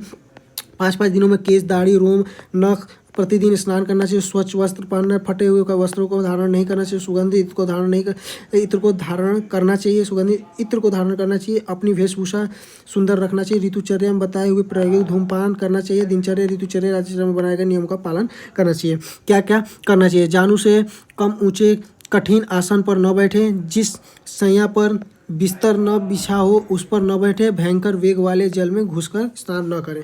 भोजन किस प्रकार करें, तो मांस, सूखे शाक, फल, वृक्ष आदि को छोड़कर सभी पदार्थों का भक्षण न करें। दही, मधु, नमक, सत्तू और घृत को छोड़कर भोजन पात्र में परोसे हुए आहार पदार्थ का भक्षण संपूर्ण रूप से न करें। रात्रि में दही का और सत्तू न खाएं। सद्वृत्त में निषेध क्या है, काल में बिजली चमक में, दिशाओं प्रज्वलित होने में, समीप में कहीं आग लग जाने पर, भूकंप आने पर, बहुत बड़े शोर होने पर, सूर्य पड़ने पर, अमावस्या के दिन, संध्या के समय अध्ययन नहीं करना चाहिए। सद्वृत्त का उपशांत ब्रह्मचर्य, ज्ञान, दान, मित्रता, दया, हर्ष, उपेक्षा और शांति इन क्रियाओं में सदैव कर। खुड्डाक चतुर्थ, अब हम पढ़ेंगे खुड्डाक चतुष्पाद। खुड्डाक चतुष्पाद क्या है, तो हमने ये भी अष्टांग में अभी पढ़ा कि चिकित्सा के चतुष्पाद कौन कर सकते हैं। भीषक द्रव्य उपस्थित रोग पद चतुष्टयम गुणवत् कारणम ज्ञम विकार उपशंते। तो वैद, औषध द्रव्य, परिचारक और रोगी के चिकित्सक के 4 पाद हैं। इन चारों पादों में वैद ही श्रेष्ठ है। इन चारों पादों में वैद ही, अतः वैद कर्तव्य का वर्णन किया गया है। अब अस्वस्थ विकृति तथा स्वस्थ प्रकृति के लक्षण। तो विकारो धातु वैषम्यम साम्य प्रकृति उच्यते सुख संज्ञकम आरोग्य विकारो दुख में। धातुओं की विषमता को रोग कहते हैं, धातुओं की क्षमता को स्वस्थ कहते हैं। आरोग्य अवस्था का नाम सुख और रोग अवस्था का नाम दुख है। चिकित्सा की परिभाषा, वह क्रिया जिसके द्वारा धातुओं और रोगों को सम अवस्था में लाया जाता है उसे चिकित्सा कहते हैं। वैद्य के गुण क्या होते हैं? तो वैद्य के गुण श्रुते प्रेदातत्वम बहुसो दृष्टकर्मता दाक्षम शौचम इति ज्ञान वैद्य गुण चतुष्टयम। शास्त्र का विशुद्ध निर्मल अच्छी प्रकार ज्ञान होना, औषध निर्माण तथा औषध प्रयोग का प्रत्यक्ष दृष्टा होना, सम्यक के अनुसार युक्ति की कल्पना करने में परमचुद होना, पवित्रता रखना। औषध का गुण क्या है? तो बहुता अधिक मात्रा में उपलब्ध होना, योगत्तम रोगों को दूर करने में योग हो, अनेक विध कल्पना, एक ही औषधि में अनेक विधि स्वरस कल्क चूर्ण अवले आदि कल्पना की युक्ता हो, संपद औषधि का अपने रस गुण विरय विपाक से युक्त हो। उपस्थाता के गुण, उपचारक क्या है? पालन पोषण देखभाल का ज्ञान, दाक्ष मतलब निपुण, अनुराग मतलब रोगी के प्रति स्नेही और दयालु, शौचम मतलब स्वच्छता पवित्रता। रोगी गुण क्या है? स्मृति, औषधि और उसके सेवन के निर्देशों को जानने के लिए अच्छी स्मरण शक्ति, निर्देशकारित्व, आज्ञाकारिता, निर्देशों का ठीक से पालन करने की क्षमता, अभिरुचि, निर्भयता और साहस, ज्ञानकत्व, अपनी स्थिति को बताने योग्य होना चाहिए। चिकित्सा की प्रधान, चिकित्सा 16 गुणों से युक्त होती है जिसके 4 पाद सिद्धि कारण, जिससे औषधि जानने, परिचारक का मालिक और रोगी के रोग के अनुसार औषधि देने वाला वैद्य होता है। इसलिए वैद्य अर्थात चिकित्सक को ही प्रधान माना गया है। वैद्य कितने दो थे? प्राण अभिसर वैद्य, रोग अभिसर। प्राण अभिसर जो वैद्य मुख्य रूप से प्राणों को देने वाले और सभी रोगों को नष्ट करने वाले होते हैं उन्हें प्राण अभिसर कहते हैं। इसके लक्षण क्या है? जो शास्त्र को अच्छी तरह जानने और समझने वाला तथा शास्त्र के अध्ययन में सदैव तत्पर रहने वाला, दोषों को अच्छी तरह से समझने वाला प्राण विसर्ग के होते हैं। और जो वैद्य मुख्य रूप से प्राणों को नष्ट कर देने वाला होता है, रोग को बढ़ाने वाले होते हैं, उन्हें रोग विसर्ग कहते हैं। जैसे ज्ञान न हो, जो औषधि का ज्ञान न रखता हो, जिसे रोग की पहचान न हो, ऐसे वैद्य को कष्टदायक होते हैं। राजा के योग्य वैद्य के लक्षण, तो हेतु लिंग प्रशमन रोग को पुनः, हेतु मतलब रोग कारण में समझ हो, लिंग रोग लक्षणों को समझे, प्रशमन रोग की शांति के उपाय, रोगों को पुनः उत्पन्न न होने दे। आयुर्वेद के त्रिसूत्र हेतु लिंग औषध ज्ञानम, हेतुलिंग औषध का पूर्ण ज्ञान ही राजा के योग्य वैद्य होता है। उत्तम वैद्य के गुण, विद्या, वितर्क, विज्ञान, स्मृति, तत्परता, क्रिया, 6 गुण होते हैं। वैद्य की वृत्तियाँ कितनी? 4। मैत्री, करुणाम, अर्थेषु, शाक्य प्रतीति, उपेक्षा प्रतीति। मैत्री क्या है? प्राणी मात्र के साथ मित्रता का व्यवहार। करुणाम अधैषु क्या है? रोगी व्यक्तियों पर दया का भाव। शाक्य प्रतीति क्या है? उसे उन रोगों पर ध्यान केंद्रित करना चाहिए जो ठीक हो सके। उपेक्षा प्रकृति धेषु क्या है? असाध्य रोगों की उपेक्षा करनी चाहिए। चिकित्सा के 4 अनुशासन। महाचतुष्पाद क्या है? चतुर्पाद के सत्र चतुर्पाद की महाचतुष्पाद क्या है? तो खुड्डाक चतुर्पाद के बाद चतुर्पाद के छात्र चिकित्सा के बारे में चतुष्पाद की साधन संबंधी विवाद। खुड्डाक चतुष्पाद अध्याय में चिकित्सा के 4 पादों का वर्णन किया गया था जो रोग शांति में आवश्यक है, किंतु ये भी देखा जाता है कि चतुष्पाद में रहते हुए रोगी मर जाते हैं तथा कि रोगों की शांति हो जाती है। तो ये आप एक बार पढ़ लेना। चतुष्पाद के साथ अर्थ क्या है? षोडश कलाओं से युक्त चतुष्पाद भेषज होता है, ऐसा वैद्य समुदाय कहता है। षोडश युक्त चतुष्पाद भेषज युक्तिकृत होने पर आरोग्य देने में समर्थ होता है, ऐसे वालों अत ने कहा है। चिकित्सा के बारे में प्रत्यक्ष प्रमाण, या प्रत्यक्ष हम इसमें मोस्ट ये इंपॉर्टेंट है, ऐसे क्यों आ सकता है या एल क्यों आ सकता है, साधे ऐसा पड़ता। तो वैधि 2 प्रकार के, साधे और असाध्य। तो इसमें साधे के भी 2 प्रकार थे, तो सुख साधे और किस साधे। असाध्य के भी 2, यापे और अनुपे। उसके बाद असाध्य, साध्य रोग क्या है? जिसकी आसानी से चिकित्सा की जाए वो साध्य। असाध्य क्या है? जिसकी चिकित्सा न की जाए वो असाध्य। सुख साध्य रोगों का स्वरूप, रोगों के हेतु पूर्व रूप आत्म के हो, दोष दूसरे समान गुण वाले न हो, चिकित्सा करने में कठिनाई न हो, रोगी की उत्पत्ति सब एक ही हो, रोगी की शरीर सभी प्रकार की औषधियों का सेवन करने में समर्थ हो, चिकित्सा के 4 पादों की उपस्थिति हो, ऐसे रोग सुख साध्य होते हैं। और कृषि रोगों का स्वरूप, जिस रोगों में हेतु पूर्व रूप मध्यम मात्रा के हो, समय प्रकृति और दूसरे इनमें से किसी एक की समानता रोग उत्पादक दोष से मिलती है, अर्थात वह रोग जो दोष से मिलकर बनता है उन्हें कृषि साध्य कहते हैं। या पे आयु के शेष रहने के कारण पथ्य आहार विहार के सेवन से थोड़ा अच्छा होकर पुनः थोड़े ही कारणों से जो रोग भयंकर रूप में बढ़ जाए, रक्तादि धातुओं को फैला हो, जो रोग बार बार दौरे के रूप में आता हो, ऐसे सब असाध्य रोगों में को यापे कहते हैं। अनुपकर्म, जो रोग यापे की ही तरह गंभीर धातु आदि में आश्रित त्रिदोष हो जिसकी चिकित्सा संभव न हो, त्रिदोष हो जिसकी चिकित्सा संभव न हो, जो इंद्रियों की शांति को नष्ट कर देता हो, जो रोग खूब बढ़ गया हो, जिस रोग को अरिष्ट के लक्षण उत्पन्न हो गए हों, ऐसे रोग के अनुपकर्म रोग कहते हैं जिनकी चिकित्सा नहीं की जा सकती। रोग परीक्षा के बाद चिकित्सा। बुद्धिमान वैद्य को चाहिए कि रोगों में उनके सादे असाध्य हो यहाँ पे आदि लक्षणों की परीक्षा कर सादे रोगों की चिकित्सा करेंगे। अब हम पढ़ेंगे त्रिशणीय। तो त्रिशेषणीय अध्याय। 3 ऐसा जिन व्यक्तियों का मन बुद्धि शारीरिक बल पराक्रम नष्ट न हुआ हो, ऐसे पुरुष लोक में कल्याण चाहते हैं, तब उन्हें 3 ऐसाएं होती है, प्राण ऐसा, धन ऐसा, परलोक ऐसा। चतुर्विध परीक्षा। पंचभौतिक जगत में सभी वस्तुओं को 2 भागों में बांटा गया है, सत और असत। इन दोनों की परीक्षा 4 प्रकार से की जाती है, आप्तोपदेश, प्रत्यक्ष, अनुमान और युक्ति। आप्तोपदेश। महर्षि चरक ने प्रथम आप्त का स्वरूप प्रतिपाद करते हुए कहा है कि जो व्यक्ति रजोगुण तमोगुण से निर्मुक्त तथा जिनको भूत भविष्य वर्तमान तीनों काल का ज्ञान हो, जो हर ज्ञान से परिपूर्ण अतः विद्यमान हो, उनके द्वारा कहे गए वचन सत्य हो जाते हैं, उसे ही आप्तोपदेश कहते हैं। प्रत्यक्ष। आत्म इंद्रिय मनोअर्थानाम सन्निकर्ष प्रवर्ते व्यक्ति तथा बुद्धि प्रत्यक्षम सा निरुच्यते। मतलब क्या? आत्मा मन इंद्रिय और अर्थ यानी शब्द स्पर्श रूप रसगंध का जब संयोग होता है तो उसी क्रम जो बुद्धि या ज्ञान उत्पन्न होती है उसे प्रत्यक्ष कहते हैं। अनुमान। अनुपश्चात मियते ज्ञायते अनुमान। जिसके बाद ज्ञान होता है अनुमान कहलाता है। युक्ति के आधार पर जो तर्क किया जाता है तो जो युक्ति के आधार पर अनुमान कहते हैं। युक्ति। अनेक कारणों के संयोग से उत्पन्न हुए अविज्ञात भावों का जो ज्ञान होता है उसे युक्ति कहते हैं। ये तीनों कालों के विषयों का ज्ञान कराती है, इसे धर्म अर्थ काम की सिद्धि होती है। सप्तरिक कौन कौन से हैं? तो 3 उपस्तंभ, त्रिविध बल, 3 आयतन, त्रिविध रोग, त्रिविध रोगमार, त्रिविध वैद, त्रिविध औषध। ये सब आप SAQ के रूप में एक बार देख लीजिए। 3 उपस्तंभ तो आहार स्वप्न ब्रह्मचर्य। 3 उपस्तंभ युक्तिपूर्ण सेवन से शरीर में बल मांस धातुओं की वृद्धि करती है तथा शरीर को स्वस्थ बनाता है। त्रिविध बल कौन से है? सहज। वह बल जो मन और शरीर के अनुसार स्वाभाविक रूप से होता है उसे सहज कहते हैं। कालज। जो बल ऋतुओं के अनुसार और अवस्था अनुसार होता है उसे क्या बोलते? कालज कहते हैं। युक्ति। जो बल युक्ति पूर्वक पौष्टिक आहार और व्यायाम से होता है उसे युक्तिकृत कहते हैं। 3 आयतन। त्रिविध रोग आयतन कौन से? तो अतियोग, अयोग और मिथ्यायोग। इंद्रियों का अपने अपने विषयों से अधिक संयोग करना अतियोग कहलाता है। इंद्रियों का अपने अपने विषयों से होना अयोग कहलाता है, कम होना अयोग कहलाता है। इंद्रियों का अपने अपने विषयों में गलत संयोग होना मिथ्या योग कहलाता है। त्रिविध रोग कौन कौन से? नीज, आगंतुज और मानस। जो रोग शारीरिक वात पित्त कफ के विकृत होने से उत्पन्न होते हैं उन्हें नीच कहते हैं। जो रोग भूत प्रेत तथा बाह्य आघातों से होते हैं उन्हें आगंतुज कहते हैं। जो रोग मन विकृत होने से होते हैं उन्हें मानस कहते हैं। त्रिविध शाखा। मर्मस्थि कोष्ठ। तो रक्त आदि धातु और त्वचा कोष्ठ शाखा कहते हैं। यह रोग का बाहरी मार्ग है। मूत्राशय, हृदय, सिर आदि को मर्मस्थि यह रोग का मध्यम है। और आमाशय पक्वाशय कोष्ठ कहते हैं, ये रोग भीतरी मार्ग है। त्रिविध वैद्य। छद्मच्छद और सिद्ध साधित वैद्य और वैद्य गुण, ये त्रिविध। जो वैद्यों के समान औषध निर्माण भांड तथा शरीर के विभिन्न अंगों के चार्ट आदि रखने वाले नाम मात्र अध्ययन किए हो, वैद्य विशेष उदाहरण किए हो, ऐसे लोगों को छद्मच्छद कहते हैं।